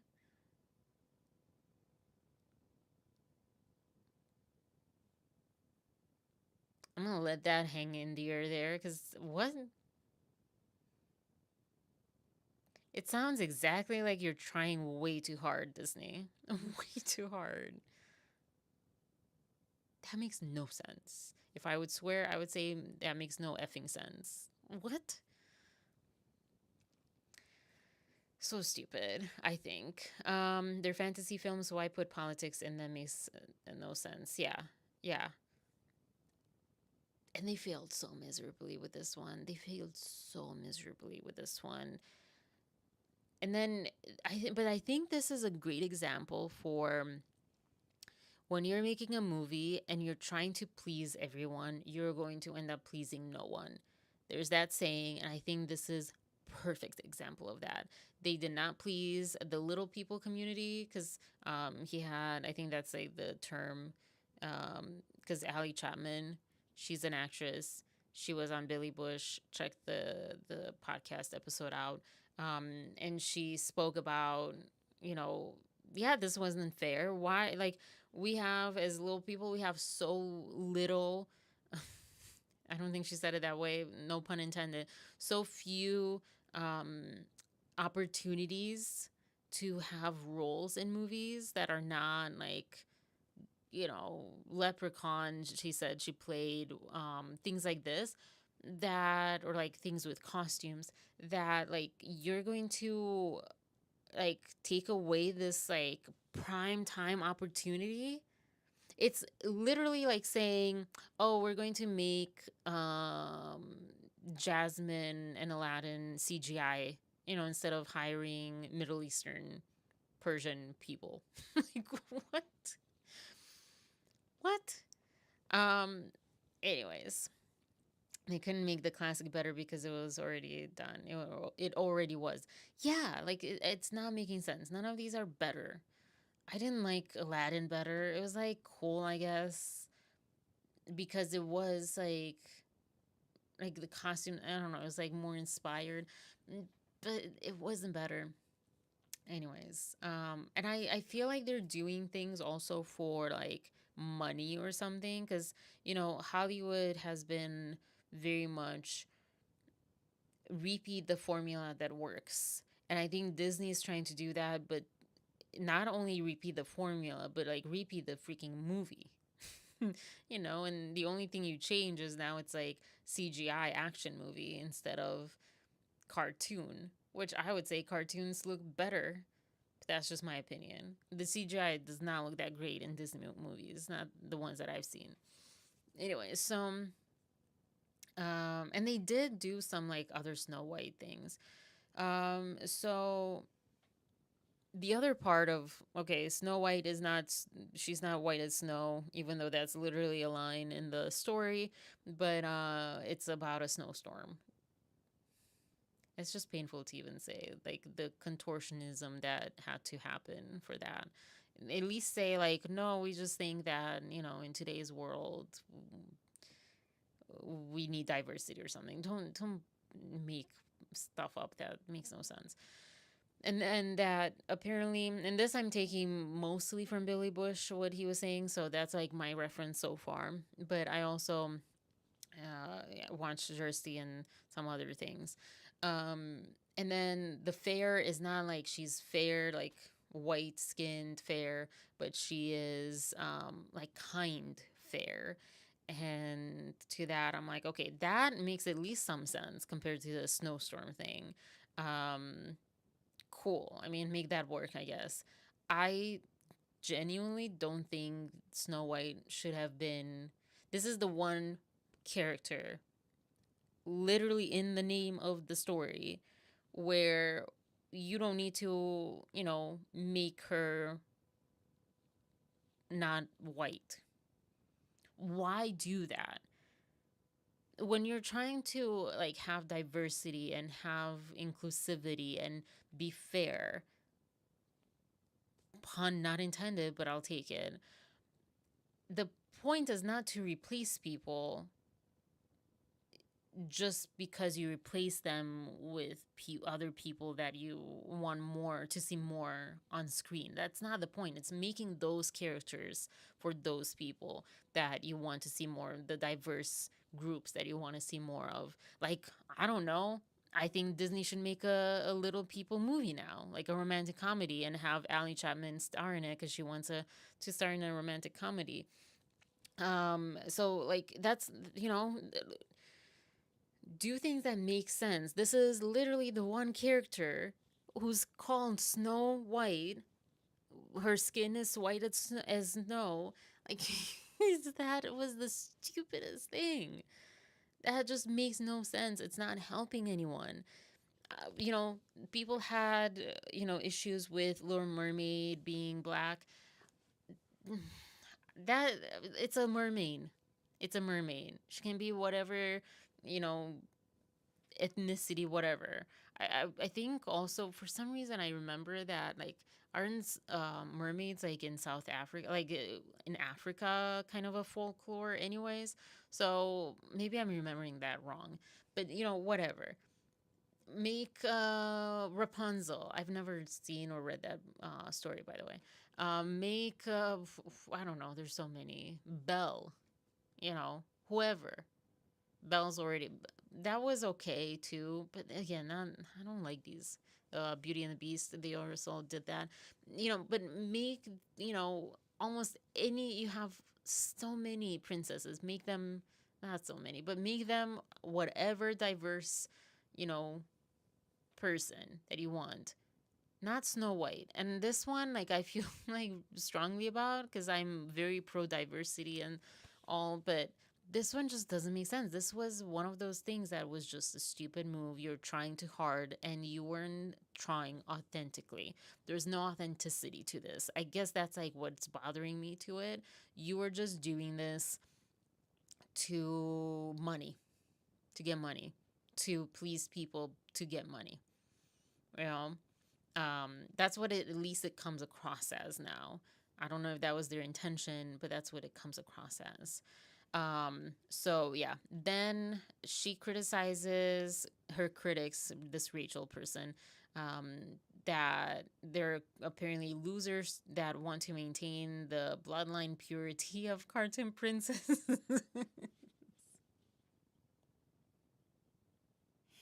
That makes no sense. But again, it makes sense when you're like criticizing Little Mermaid or any other character except for this one. But either way, that's a little too extreme. Pure bloodline purity, like they're freaking cartoons, but okay. If you want to like go there, like if you want to be authentic, go with like German people because most of these were like written like by in Germany. They're German stories. So, if you want to go by that standard, but if you want to like diversify Disney, again, do it with your head, not with stupidity. And then you have Peter Dinklage. He said that I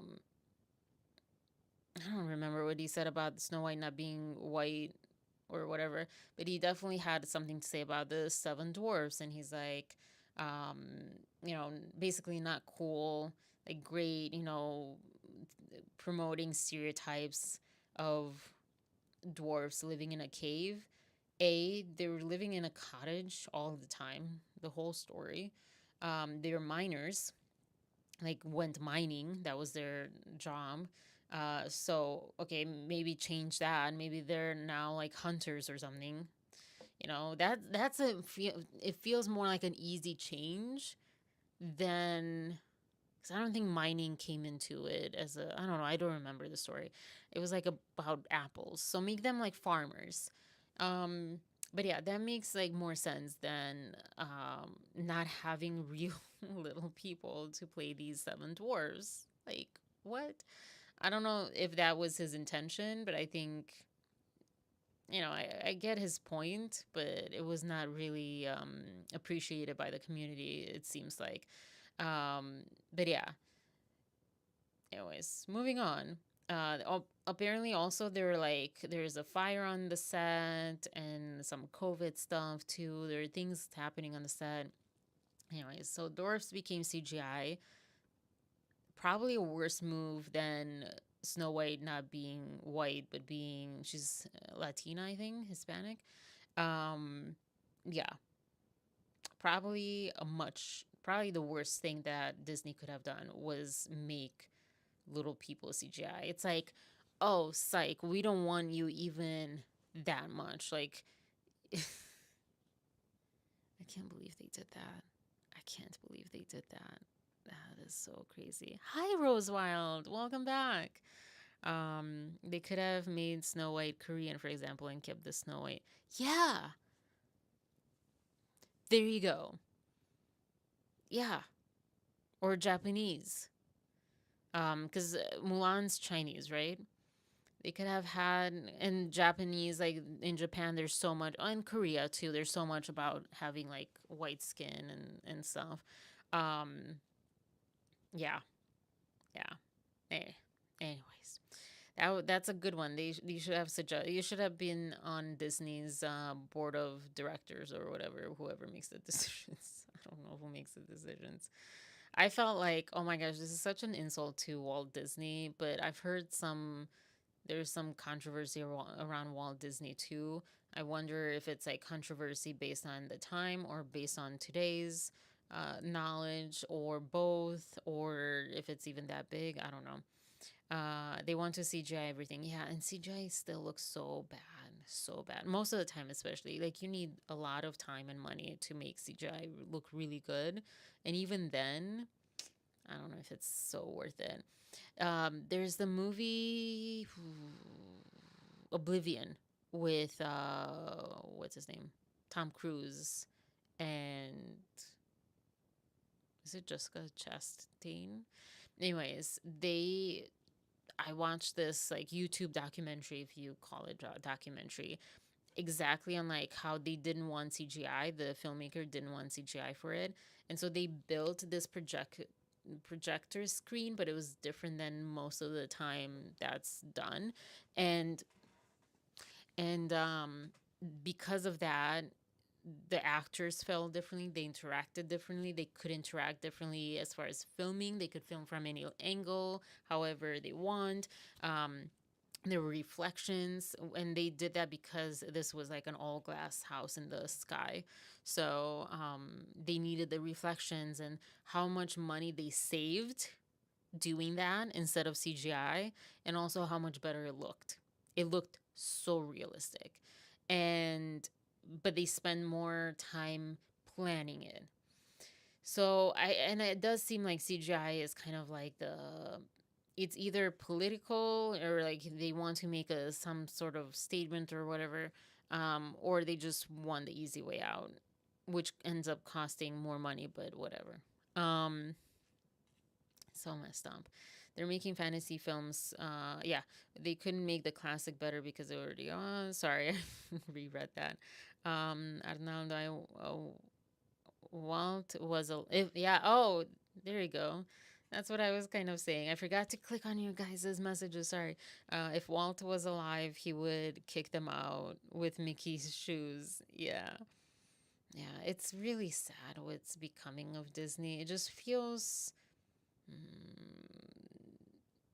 like the soul of it is lost, or like they can't grasp it, because I think it's become so much about money, not just Disney, like in general. It's become like staying alive. You need to stay alive in a corporate, in a capitalism kind of world.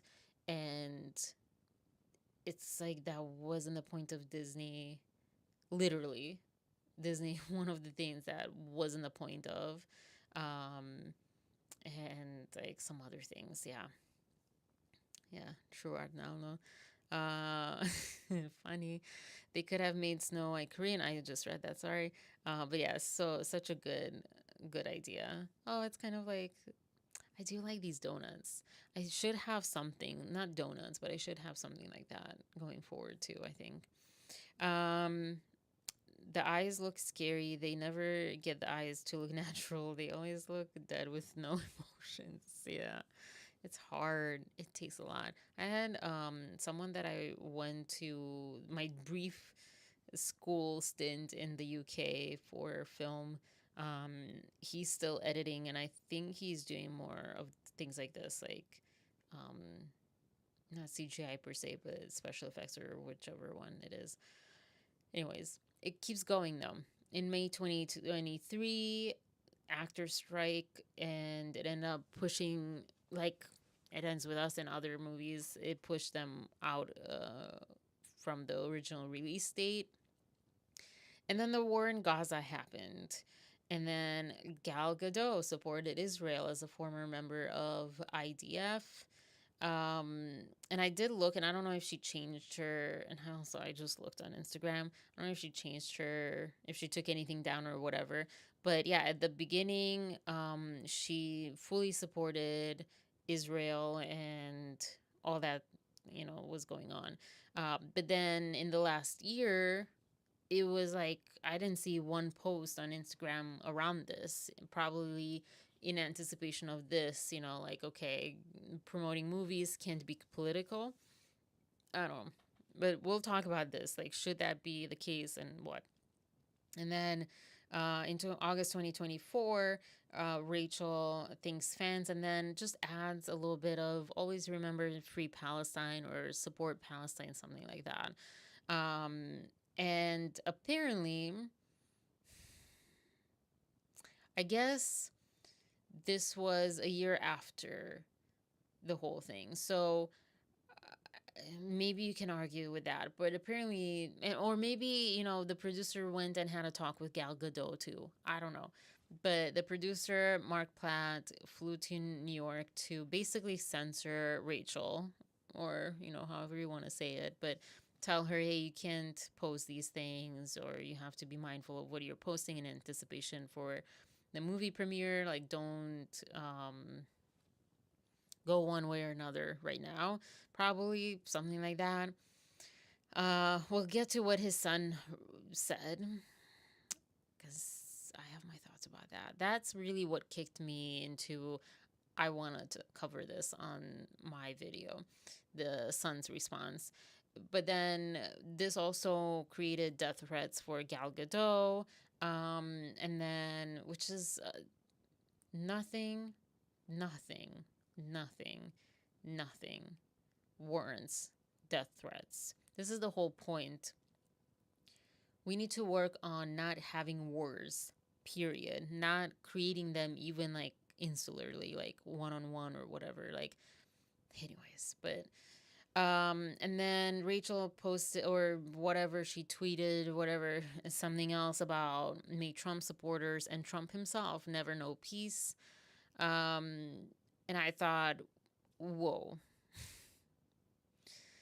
I also think this is so her age. I think this is so her age. And I think people forget that she's this young. And when you're this young, I think good for young people to have the courage and the stamina to voice their opinions and to fight for things that they believe in and to speak up about things. Moving on, anyways. But that was, I feel like, whoa. It's like, I also feel like that is a young person type of thing to say. Anyways, Gal kept posts to hostages and even quiet through 2023 or so. And then Rachel calls Gal Gadot a professional pageant queen, according to Billy Bush. I did not find that one as like what exactly was said, but I don't think that was a compliment. At least because what we know of pageant queens, they're beautiful, but the cliche is that they get political when they shouldn't get political. Maybe that's what she meant. Because they are cliche wise, they're not very smart, and they're just speaking, or they're not at least informed. They're young, and they're just beautiful and prepared for being beautiful on that stage. But they always get these questions to pageant contestants, like political questions and things, and it's like, what? Anyways. Sorry. So let's talk about this, whatever his name is. John Platt. What is his name? Yeah, Jonah Platt. Zegler, that's her name. Rachel Zegler. So someone said on his Instagram, and I'll pull up this article, but I was watching Juristy Flaw's video. That's where I got this, so check her out. But I needed to read it. So someone said, your dad flew to New York to reprimand a young actress about this. Any words on this? Because that's creepy as heck and uncalled for. People have the right to free speech, no? Shame on your father. Was that maybe a little too much? I don't, this is getting so much. Oh my gosh.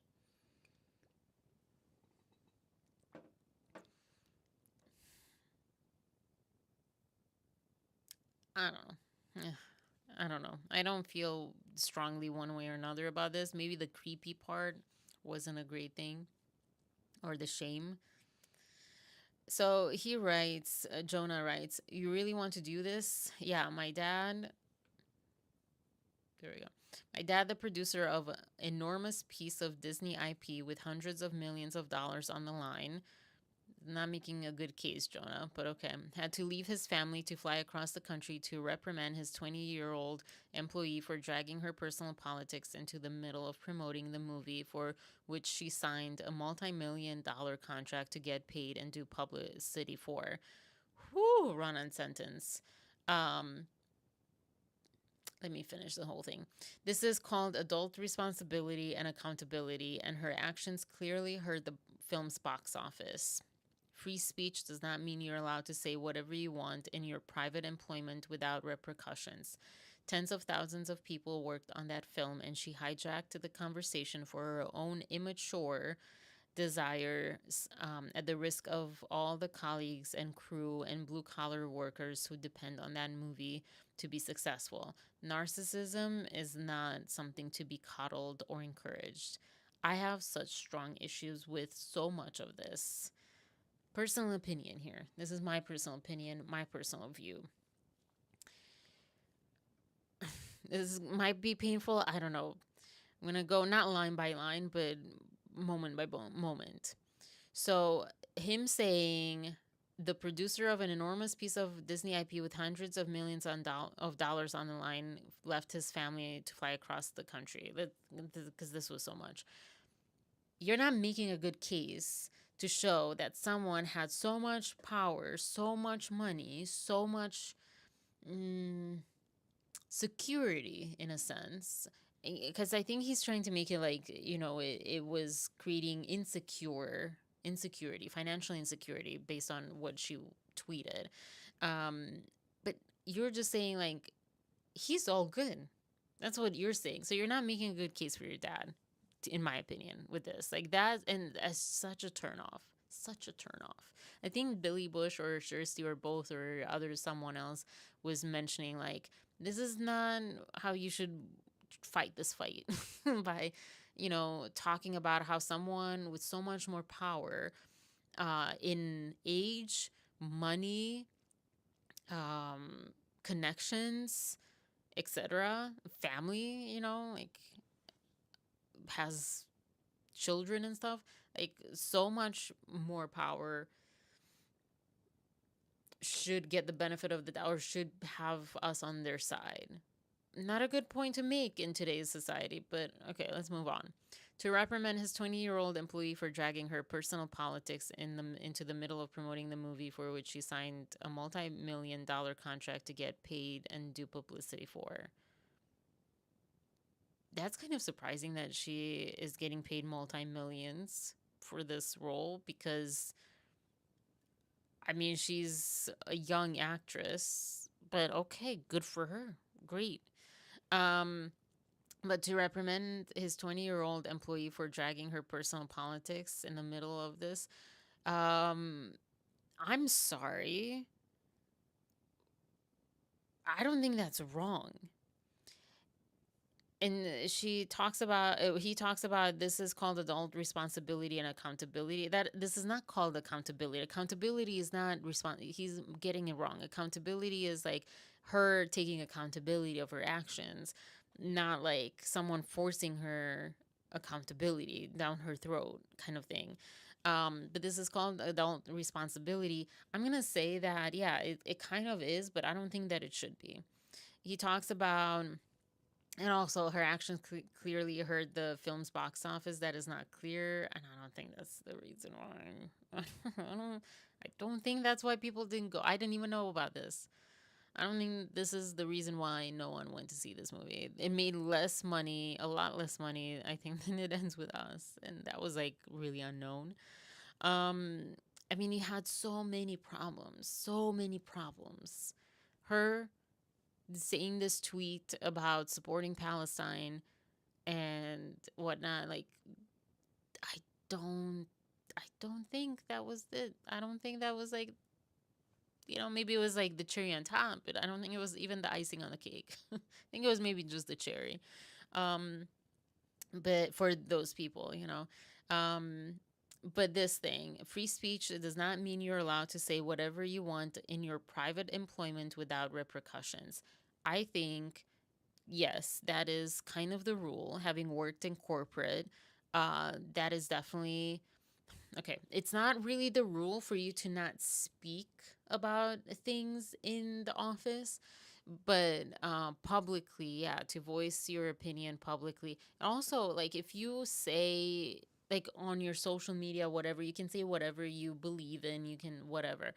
The one place that they don't want you to voice any controversial opinions, I, as marketing, working in marketing for the last few years, I wanted to make posts that were socially mindful and inclusive and just and fair and kind and good and evolved. But I was told in no way I should post about like gosh, what is the, instead of Thanksgiving, there's like the Native American Day of Forgiveness, I think, or something like that. It can't be that. That sounds messed up. There's something Native American Heritage Month, and there's something. I don't know. Also Juneteenth. I don't get me started how triggered I get about Juneteenth. It was made a national holiday, but somehow stupid America. Oh my gosh, sorry, I'm already riled up. As an outsider to this country, it drives me crazy to see my impression that most private companies, so not state, not banks, things like that, they don't recognize any holiday that is not a white holiday. We sometimes they don't recognize President's Day, sometimes they do, which was for George Washington, white. But they recognize, from I've worked so many companies so far. They recognize New Year's Eve and New Year's Day. Sometimes not. Sometimes just New Year's Day. They recognize Easter, like Easter Friday or something, which I don't celebrate Easter. A lot of people don't celebrate Easter. Whatever. Also, even if I would celebrate Easter, I mean, I do celebrate it with my family, like get together, I go, whatever, but that's oftentimes not at the same time as Catholic Easter. So there's Easter. So much for separation between church and state. Okay. And then is it Memorial Day in May? So there's that. Did I miss something? I don't think I missed anything as far as like what companies actually observe. Then you have 4th of July, and sometimes you get 2 days, sometimes just 1 day. I did work in one company that didn't even recognize the 1 day. I had to go into on 4th of July. And then, but that's like highly unusual. Labor Day is in September. I always get Memorial and Labor Day confused. But yeah, Labor Day, and then I think just Thanksgiving, and then Christmas Day, and sometimes Christmas Eve. I think that's all. Those were, again, sometimes it depends on the company, but those are the only ones that I've gone through. And you have Martin Luther King Day. You have Juneteenth now, which was such a big deal. And think there's like some other holidays in between, but those are the ones that stand out off the top of my head right now. And I literally, I cannot work for companies that don't recognize that they're doing that. But I remember, like, in one of my recent companies, like, they literally told me, like, and my boss was not in agreement with this, but he didn't have a choice. The company itself um, said he, had to relay the information to me. Like, don't make a post. I did get like a Juneteenth post, also because some of these companies, most people working there were not white. They were Hispanic or African American or whatever. So I thought it was just crazy, crazy. Like Dia de los Muertos, you could have that. Like, there's so many holidays. Um, that drives me crazy though. So what he's saying, I think it's kind of false, except for when you are, um, posting on the social media of that company. But you can post on your own personal social media, and it can be public. You can post whatever you want. This is kind of, I get that it's kind of a grayer area because she is kind of the face at the same time. Oh, these are so annoying, these ads. Oh, and you can't. There we go. And so yeah, it's a gray area because of the uniqueness of Hollywood and who they are as like stars of the movie and stuff. Um, so I can understand that this is not, it's a nuanced conversation and decision to be made, and it's not really clear. But I think that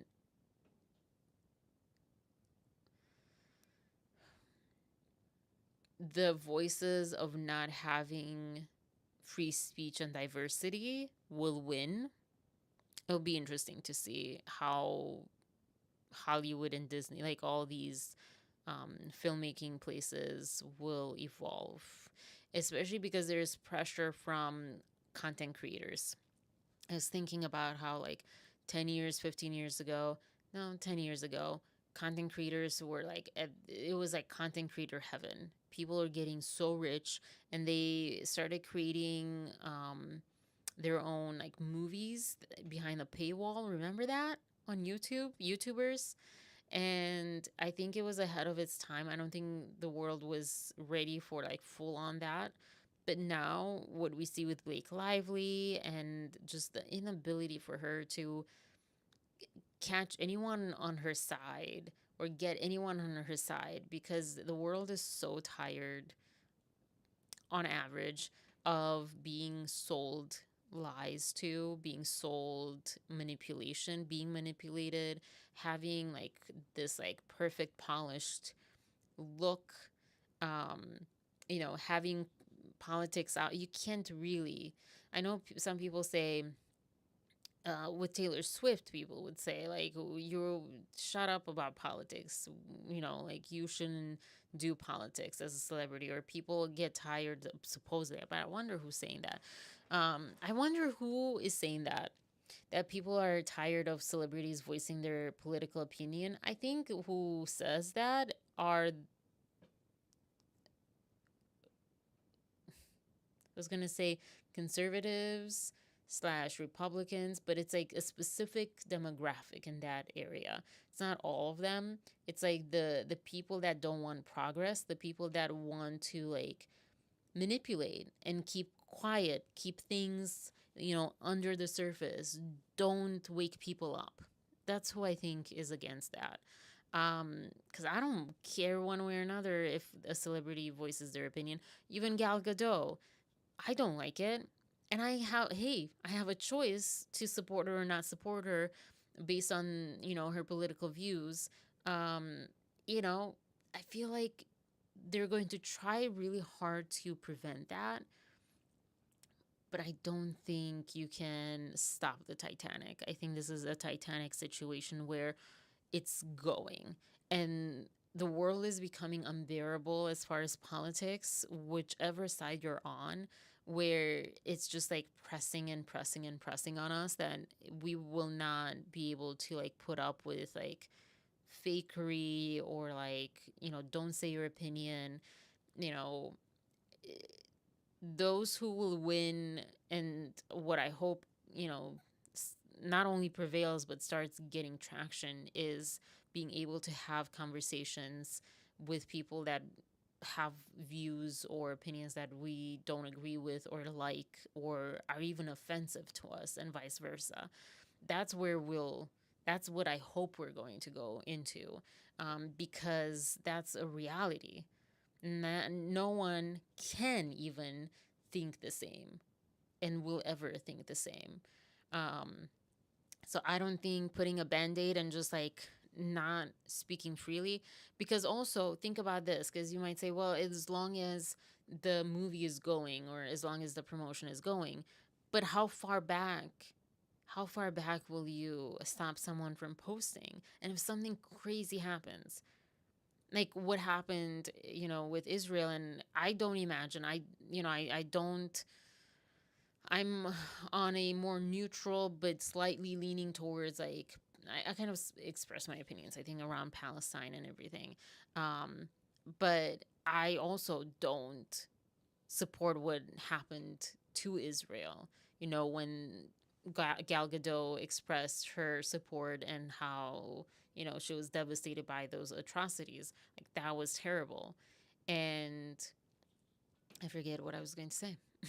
It's just my brain just like stopped. It's like, bye. I guess it's like late. Darn it. I hate when that happens. Humaning live right now.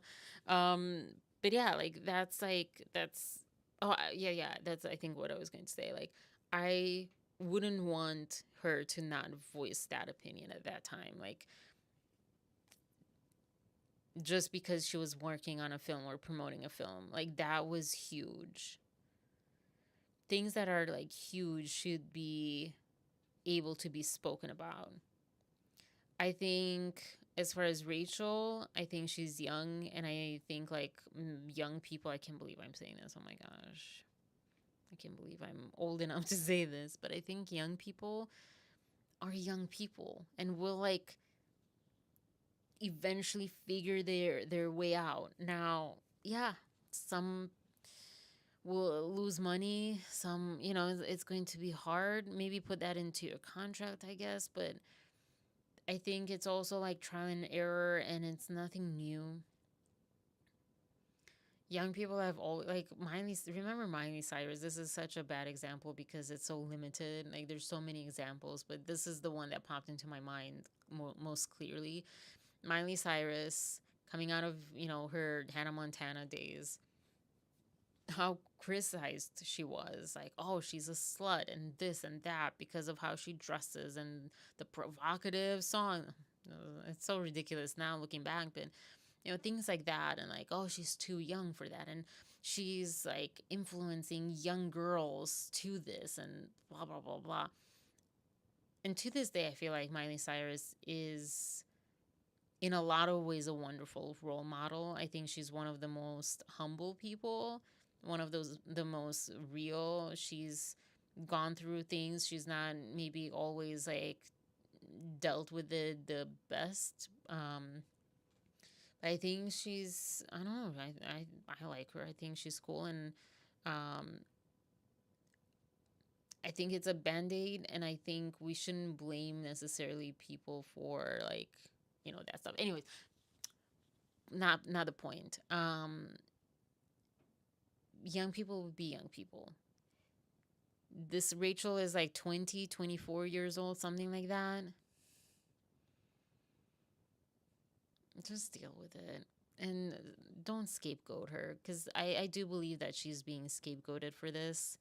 I don't believe for a second she's the reason that this, with all the issues that it's having and that it had, that she's the reason that they didn't make money. I don't believe it. She contributed to it, sure. She didn't help, sure. To that, as far as what I saw, Gal Gadot didn't hurt, the movie chances and stuff, because she kept quite quiet about things as far as like social media or what I saw. Okay. But yeah, to go reprimand her, that's not going to teach her a lesson though either. That's just going to make it worse, honestly. And I mean, think about as a young person, especially, like if someone tells you, hey, you can't do this. I'm someone that's older than you. I'm an old man in charge. And I'm going to tell you, a young girl, that you can't speak like this. Oof. Oof. No way that would fly with me. No way. Especially now, and especially with this younger generation. No freaking way. You're just going to fuel the fire. I mean, we don't know how it was spoken and was handled. Maybe he was being quite reasonable and stuff, but it doesn't look good. And his freaking son should have maybe kept his mouth quiet as well. But yeah, this got to me a lot because of my experience with like corporate media where they do censor you, but not to this state. And I know that I feel like I've been let go, or I've been at the end of the day not forced to quit, but like I felt the pressure to quit because I felt so I just met some, oh my crap, I forgot to like call her back, but I just met someone recently and we were talking that she had worked in government and then she worked in corporate, and then she's like, no way, get me out of corporate America, because there's like gaslighting. It gaslights you, absolutely. It makes you think that's the only way to do things and that you're somehow wrong if you are really like outside of the way that they want you to be. And I don't even know if anyone is inside that, but they make you feel like everyone else is. You're the outsider. If you speak up about certain things, if you think a different way, if you, I don't know, have emotions. I cannot forget this one girl at work, at one of my jobs, where her grandmother died and she showed up the next day or 2 days later. I think it was like over the weekend. So she showed up, not crying, not emotional. I was like, this is terrible. This is inhumane. She should be able to have those emotions with her team, with her colleagues. That is inhumane. Absolutely. Absolutely. Absolute Borg situation. So in that sense, I hate it. It's so cruel to like the human spirit. So yeah, I don't agree with this. It's hard to hold their tongue immature. Yeah, they're going to learn. I'm learning still. And I honestly, I'm kind of unlearning holding my tongue. For the past 7 years, mainly because I was with someone who had more like caution and like was very different than me. I would just like blab everything. And I was like, okay, well, let me try this out. And it wasn't just him, but like just like in general, there was a lot of different pressure points where I'm like, okay, let me try to be less outspoken and less blunt, less honest, less candid. Don't get political, keep safe. And recently, there's just like it was a perfect storm of these pressures that made me kind of go inward. And honestly, it caused me depression. I think the last few years were like the darkest, hopefully, of my whole life. I don't know what's coming in the future, but personally, it was the darkest time because I guess, like, yeah, you could say, like, I was trying to be someone I was not, but I think just, again, the human spirit in me was crushed. I was not allowed to speak up.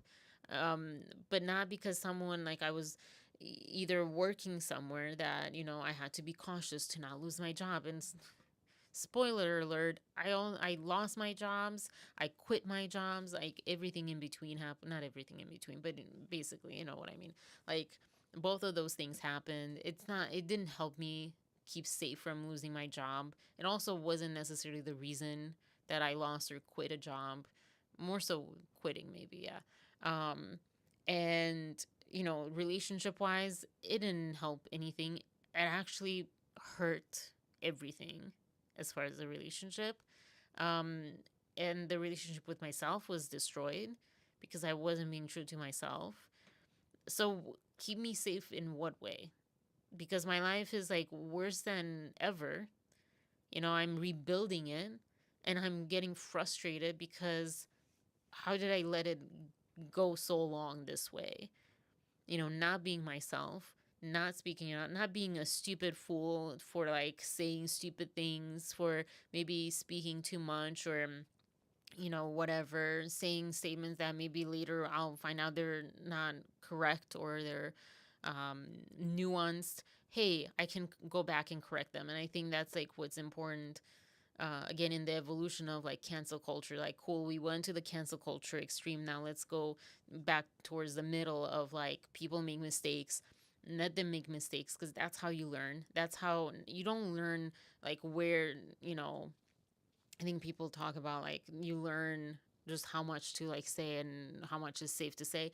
That's not what I'm talking about. You make mistakes as far as like your ignorance, and then you learn from that. I had a teacher that in a science teacher that said he learned, and he felt like everyone would feel the same. He learned better more from the mistakes. Like he would have us redo an exam. So I think it was biology that I had with him. And all the questions that we got wrong, we had an opportunity to retake the test, open book, and correct the questions that we got wrong. And he said, that's how you learn. And in his life, he remembers more the questions he got wrong and he had to, learn again, basically learn the right way versus the right questions. Because the right questions, like, okay, cool. The brain's like, well, we got that. We don't need to worry about that. And so, like, having, these experiences and speaking out and maybe realizing, oops, yeah, what I said was false, or what I said I now know was more nuanced, or whatever, you learn. That is like, don't censor people, correct them, teach them, not teach them, but like show them like the other way and let them decide if that's even, something they agree in with or whatever. And there's a way to do it, I don't know. It's like, stop, we all, me included, need to stop taking the easy way out. And definitely, like, yeah, nothing good. It just kills your soul to not be authentic. And yeah, I don't know if I finished that like branch, but like trying to pick up where I left off is so frustrating because I'm not the same person. And in some ways I'm better, but in some ways I'm more tired and I have less time and I have other complications, um, like physical or whatever. And so like it's not the same thing and it's frustrating and it's like, oh, let kids make their mistakes. Let kids, 20-year-olds, whatever, 30-year-olds, let us all, yeah, make mistakes, be authentic, figure it out, and be supported in that, Don't abandon people. Don't force feed them either. Go in between. Present information. If you know better, present that information, and people will come to good conclusions based on the information they have.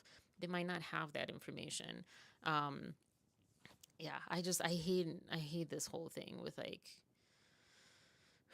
but that's also true what he's saying. Free speech does not mean you're allowed to say whatever you want if it stops there. We have this with Ryan Reynolds. Like, yeah, you can call someone a sexual predator, but you should face consequences for that if you do that out of, the wrong reasons and not factual reasons. and things like that. And the same thing with Blake Lively. You know, if those are false allegations, whether or not they knew, to me, whether or not they, not whether or not they knew it, but like if they knew it on some level, and yeah, like consequences. Anyways, tens of thousands of people worked on that film, blah, blah, blah. She hijacked the conversation for her own immature desires. Problem I have with this, and I know I'm being so nitpicky right now, I'm so sorry. Problem I have with that is you're assuming. And the thing that I didn't even know at the time, when I heard this, I didn't know he was Jewish. I didn't know he hosts Being Jewish podcast. I didn't know any of this.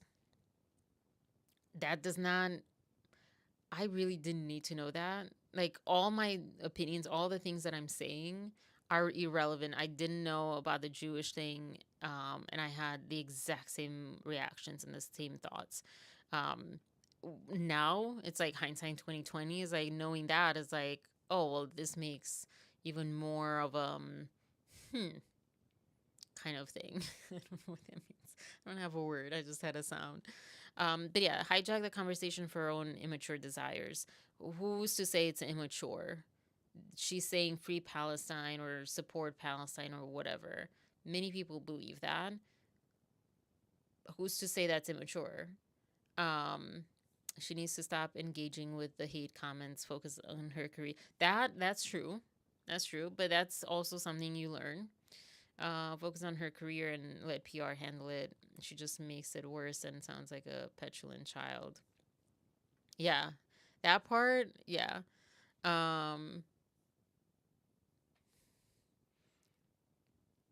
But I also think there's a beauty in that too. The innocence and naivety, whatever, of it that can lead to some interesting takes.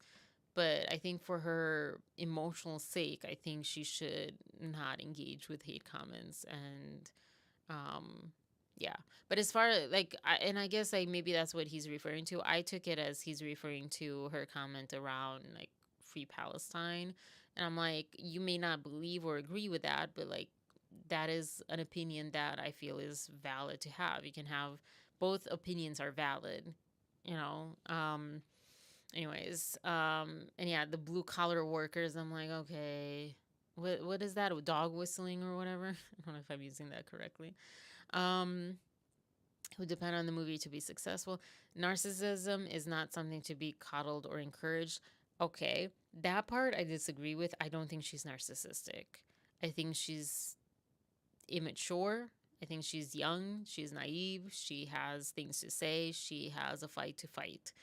And it's coming, I mean, literally, it's how can you say it's like narcissism when she's literally saying things for the sake of other people, for the sake of a whole culture, for the sake of a whole ethnicity. That to me is like, you're not using narcissism the correct way. As far as like the, you know, engaging with hate commenters and so forth, I don't think that's narcissism. I think that's like ego. It's not the same thing. But I don't know because I don't know her. She could be narcissistic, but I didn't like that he used that word. I don't think she's a narcissist either. Yeah. I don't know. Time will tell, I guess. Or I think with that you may not even know. Even like with Blake, like we have that. I have that theory. I've had that theory. I don't know. At the end of the day, I always say like, but this is, you know, just based on my observation and my understanding of this. I don't know. I'm not a doctor, and I'm definitely not her therapist that I've known enough to be able to diagnose her. So I don't know. But when it comes to young people, I think we should be extra careful to call them narcissistic or narcissists because it's not cool. So yeah, I don't think he's being a responsible adult with this post. But that's my opinion. So let's see if I forgot anything. I talk so much about that. Yeah, I think it was scapegoating, or it's scapegoating. I think they need to figure out. I think they need to focus more on the conversation, not to dismiss this conversation, because this is a pretty big conversation. You know, whichever side you're on as far as her or whatever, I feel like I'm in the middle. I don't think, I'm for her or against her. Um, but I think it is a pretty big conversation. But I think there's also a huge conversation around the Seven Dwarfs CGI thing that I think that should take precedence, because it's definitely a mess up. And I think, I don't know. I don't know which one. I don't know. I don't know. But it definitely, like, you could easily blame that for the box office failure, so to speak. Only $73 million. I mean, I say that, but I know it costs a lot to make money. But maybe if you didn't use CGI, maybe you wouldn't need to make that much money. I don't know. But yeah, I had no clue this was happening. Sounds like a perfect storm. Sorry, I'm going through and making sure I covered everything that I had wrote. I called his comments ironic. This guy's Jonah Platt or whatever. Should actors be allowed to speak on anything political during press tour of the movie? This was a conversation that Kirsty and, is it Magnus were having on their video. And I think Kirsty was kind of the opinion that I kind of share too, which is a tough one. This is a tough one. Like I said, how do you even gauge that? Because also, she had that comment like in August. I don't know the latest comments. I can't believe people are still on Twitter. Like, weren't we all getting off Twitter? Why are we still on there? But yeah, I guess if it's like really recent, did that fuel things? Maybe.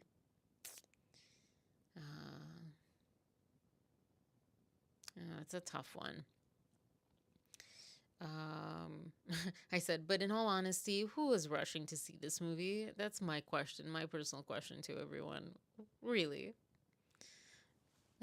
I said, who's watching these weird Disney remakes? Why can't you why can't you focus on coming up with just as good, fresh movie ideas instead of not even sequels, but like these odd remakes of these, classics? It is such a weird choice, in my opinion. I don't think they should have put the film out, take a tax write off, in my opinion.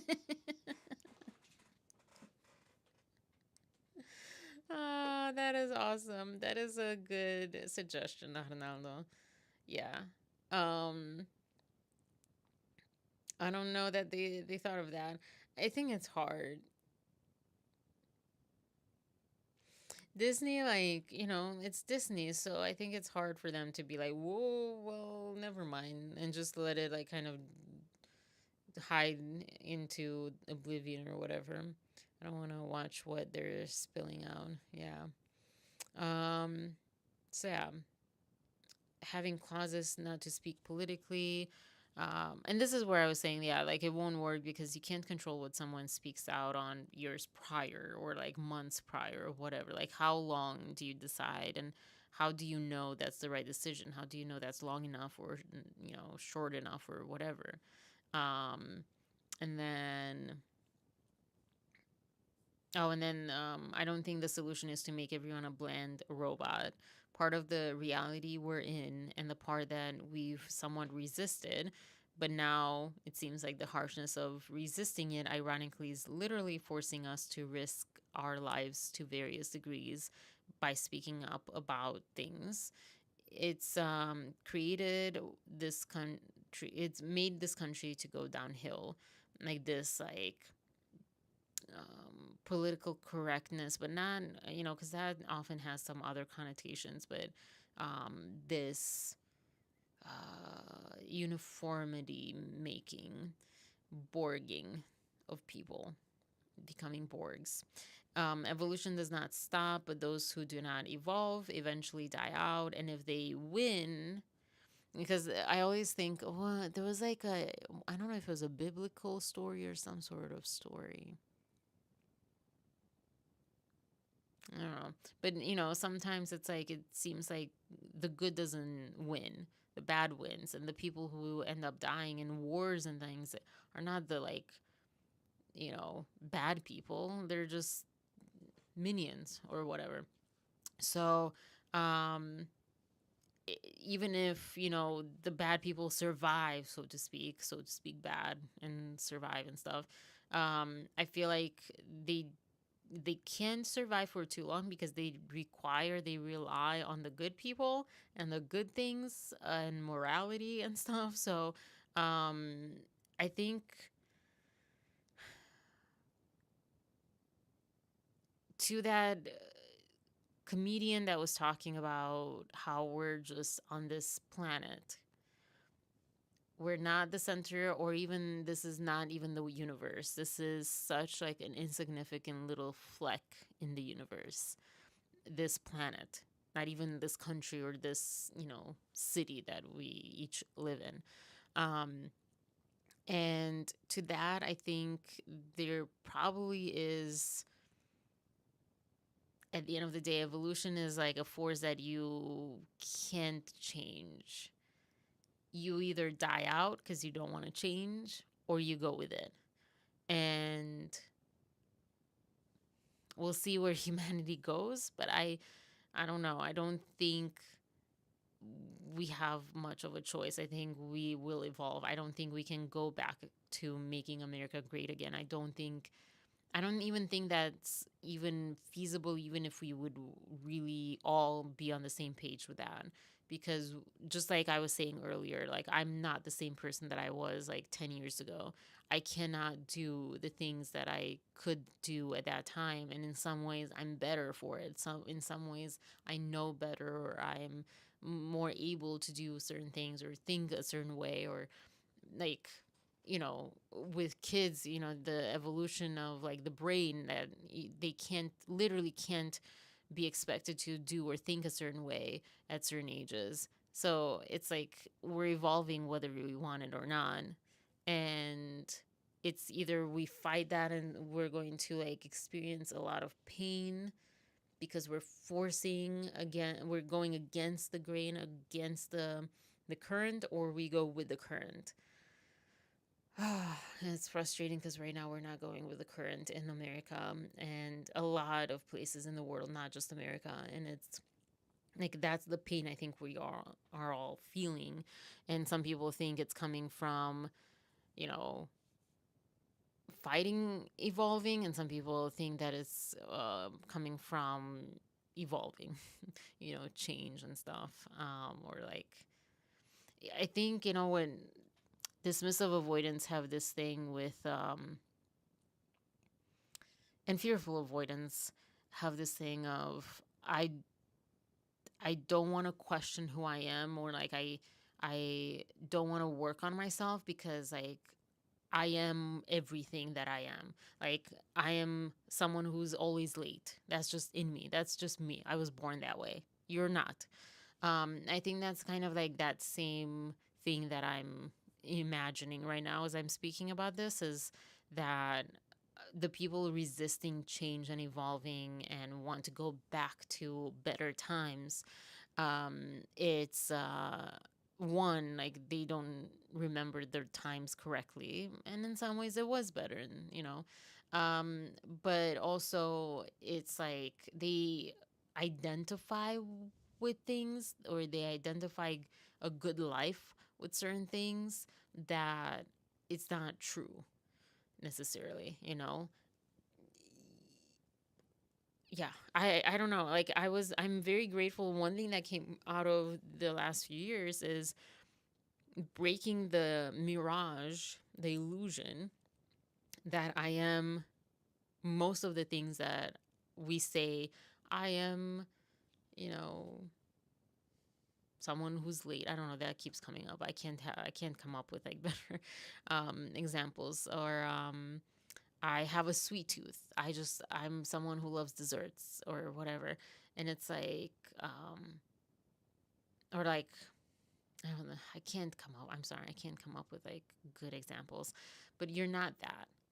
Who you are at your core is not most of the things that you identify with. And that's when like resisting change and stuff kind of can be painful, is when you really think that change will mean the death of who you are or what you hold precious and what you hold as reality and as the right thing. And I think it was Jordan not too many. Oh God, I can't believe I'm bringing him into this conversation. I'm not a fan. But I think it was him that said something along the lines of, change is always like killing some, like a part of you that was, like when you, or like an idea. Like if you learn that, a tree is a certain tree, and then you find that like there's a pine tree, and then that's also a tree, but it looks so differently. And you have to, in his theory, you have to like kill the original identity that you had for that, for the word tree or the concept of tree, or even like your identity that was in that, to now expand it to, tree to mean both of these types of things. And I don't know, like at the time that I heard that, I was like, oh yeah, wow, that makes sense. I don't know that I 100% see that anymore, that same way. But anyways, that got quite philosophical. I didn't even get, I'm going to like stop now. Oh my gosh, I have to wake up in 5 hours. But I didn't get to the whole alpha waves and all the stuff that Armie Hammer was talking about, but he was making it more metaphysical. But not really. I don't know. Maybe tomorrow or Wednesday. No, yeah, Wednesday. Let's do Wednesday. I don't know. I'll see. Sorry to not have a great schedule this week. I might do a live every day this week. We'll see how much stuff comes up, because I went down to one class a week on Wednesdays, but this week we don't have class. So I don't want to watch what they're spilling out. Flop. Yeah. My 11-year-old niece saw it, and all she talked about was how good the music and dancing scenes were. I asked her what was the storyline about, and she stared at me. With Snow White, I remember, yeah, my mom always says that I'm the turtle in Snow White. I don't think my mom knows me that much. But anyways, yeah, because by the time the turtle was up at the steps of the stairs, what am I saying? Redundancy. Everyone was coming down, and then it came down, and then everyone went up. Yeah, I don't know if you guys remember that scene. I think that was Snow White. The classic was simpler to understand. Yeah, I'm going to, good night, Maria. I'm going to watch it when it comes on Disney Plus or whatever. I'm curious, but it's not like I'm not boycotting it because of anything, or even this guy's comments that I feel like are stupid or I just don't agree with. And yeah, I'm not boycotting it. I didn't have an interest, and yeah, I'm not gonna go see it in movies. Like, it's not my favorite story. It's not something that like, oh my gosh, that's so cool. And especially if it's more CGI, like crap. It's crap. CGI, stupid. But it's interesting that your niece didn't know what the story was about. But yeah, I feel like that describes also movies now, and anything that we consume is like, lights and cute and whatever, but there's no substance. Yeah, you're getting sleepy. I'm glad. Thank you for thanking me. That sounds so weird. Talk about like I'm learning on the job, or learning as a I go, saying stupid things like that. I'm like, oh my gosh, that came out not what it sounded like in my head, like what I meant by it. But yeah, this was actually kind of fun for me too. So I appreciate everyone being here. I see that we had like some passerbys here and there. I don't really know how to read this OBS thing. Oh my gosh, I have to check my email. I emailed Lauren to see. Oh, I have to catch up with everyone's videos, but I emailed Lauren to see if she has like a StreamYard affiliate link or something that helps her if I, go through that link. I don't even know if she understood because that sounded so simple. I didn't even write it that way. Because I might try, maybe that's like a bit better. But hold on. Let's see what this is about here. Sorry, LC video. I'm just curious. When you need mobile coverage, Oh my gosh, this just reminds me. This reminds me of, has anyone seen, oh goodness gracious, Mint Mobile commercials? Because I have not seen any Mint Mobile commercials. Interesting. Thank goodness. This video that I made when Blake Lively was on Jimmy Kimmel talking about the hand therapist that she was receiving therapy from, and I had found the therapist because I found a therapist with What? Luigi, and I attached him to my video. Here, Luigi I had attached was apparently the wrong one. I know it's been months and nobody really cares, and again, this is of no consequence, but I feel like I am responsible for bringing the proper information to light because This is what I was just talking about. Like, we all can make mistakes and we can correct them. So it sent me on another quest of me finding this Pierre Luigi who happens to be the real one. And I know this time I got the real one because I don't know this story. Attached the Blake Lively interview. Grazie alla mia collaborazione con whatever, ho avuto il piacere di assistere per alcuni mesi. I can't speak Italian well at all, or read it, or pronounce it. I can't pronounce almost anything anymore besides English and barely. Per alcuni mesi Blake Lively nella riabilitazione. Oh my gosh. Okay, I can do better. Riabilitazione ha seguito is Spanish, di un incidente accadutole sul set del film The Rhythm Section. I lost this one. I didn't know this one. Now that you mention it, I haven't noticed. What have you not noticed, Maria? Sorry. But yeah, okay. To his Facebook page.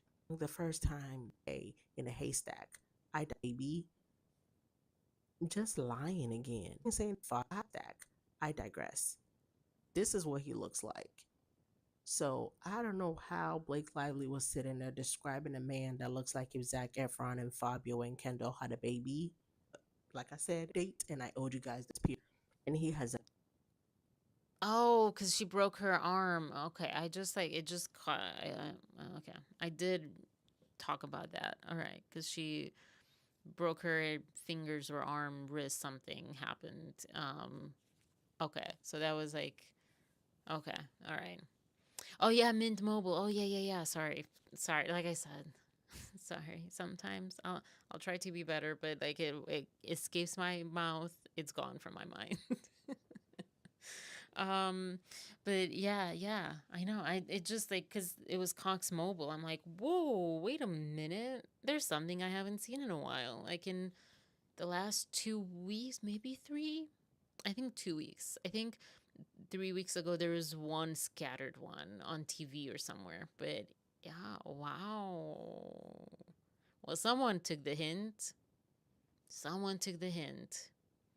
And they can rebrand. I'm not okay. I'm not okay. I'm okay with them just taking Ryan out because I believe that he's not anything in it. Like he's um just like a the Geico gecko. May Geico never let go of the gecko. First of all, because it can run forever. Like, yeah, the voice might change, but you know, the same spirit is probably going to be there. And it's cute. People hate on the gecko. Keep the gecko. This is also a good moment where, it's good to not have a celebrity. Maybe stick to, although Flo from Progressive, she's pretty okay. She's kind of just, can you believe that? I think that's like her whole career. She wanted to be an actress, but that, like, she's just like made for life from that. But yeah, squirrel. Yeah, my ex got so annoyed. Oh, not all the time. I think all the time, but he didn't let me know all the time. He was nice about that. Like, but yeah, because I would just start talking. And if I was like in a good mood, like today, oh, yeah, I am like just like this and that and that and that. If you watch Over the Hedge, I am definitely not just like, oh, squirrel, but like literally the squirrel. Because that's the squirrel was exactly that. And it was, oh, so this, oh my gosh, I am the squirrel. Because they gave it an energy drink and everything slowed down for the squirrel. And it was like just happy. I don't want to spoil it, but yeah, at the end. So I am the squirrel. And I also get distracted by squirrels. Yeah, absolutely. Well, thank you so much. This was so fun. I don't want to put this down, but we all need sleep. So I appreciate you being here. It's already Tuesday. Happy April 1st, April Fool's Day. I hate it. I want to hide. I'm going to hide. I don't know if I'll come on later today. I don't want any fooling. I don't think I've ever had a prank done on me. I don't want it. I used to think that was cool, but it was really like just I thought I should want it to be cool. No. And Dr. Kirk Honda gave me not a reason, but like helped me understand why I don't need to want to prank and be pranked and destroy trust with anyone or have it be destroyed with me. So yeah, but yeah, I might just lay low and just watch my Will Trent Armie Hammer podcasts, which is like a touching. Like some are good, some are like not my thing. Um, yeah, maybe I'll rewatch Paradise just for the cruel joke of the universe. Anyways, this was so nice. Oh, this was one I also liked yesterday. I didn't, yeah, it was so interesting, but it was so much nicer with all of you here today and like all the different topics and especially the topics that came just from us in the chat or you guys in the chat and me going along with you guys. Um, Even more than like all this stuff. So tomorrow or Wednesday, I'll talk about Harry and Meghan and the charity disaster, and maybe I'll get more details because it sounds, I don't know. It doesn't sound good to be honest, but it also doesn't. I'm not sure. I don't know so much. There's so much I don't know about that. And then Armie Hammer stuff. I didn't talk about Sandra Vergara. Apparently, supposedly, she's also Sofia Vergara, also from the same city in Colombia. Or maybe that was just like an internet joke or something. I don't know. Yeah, she's on my thumbnail. I'm not going to change my thumbnail right now. I don't think so. But yeah, just if you're coming here for her, I didn't even know who she was before this podcast episode. Um, Check out the next video.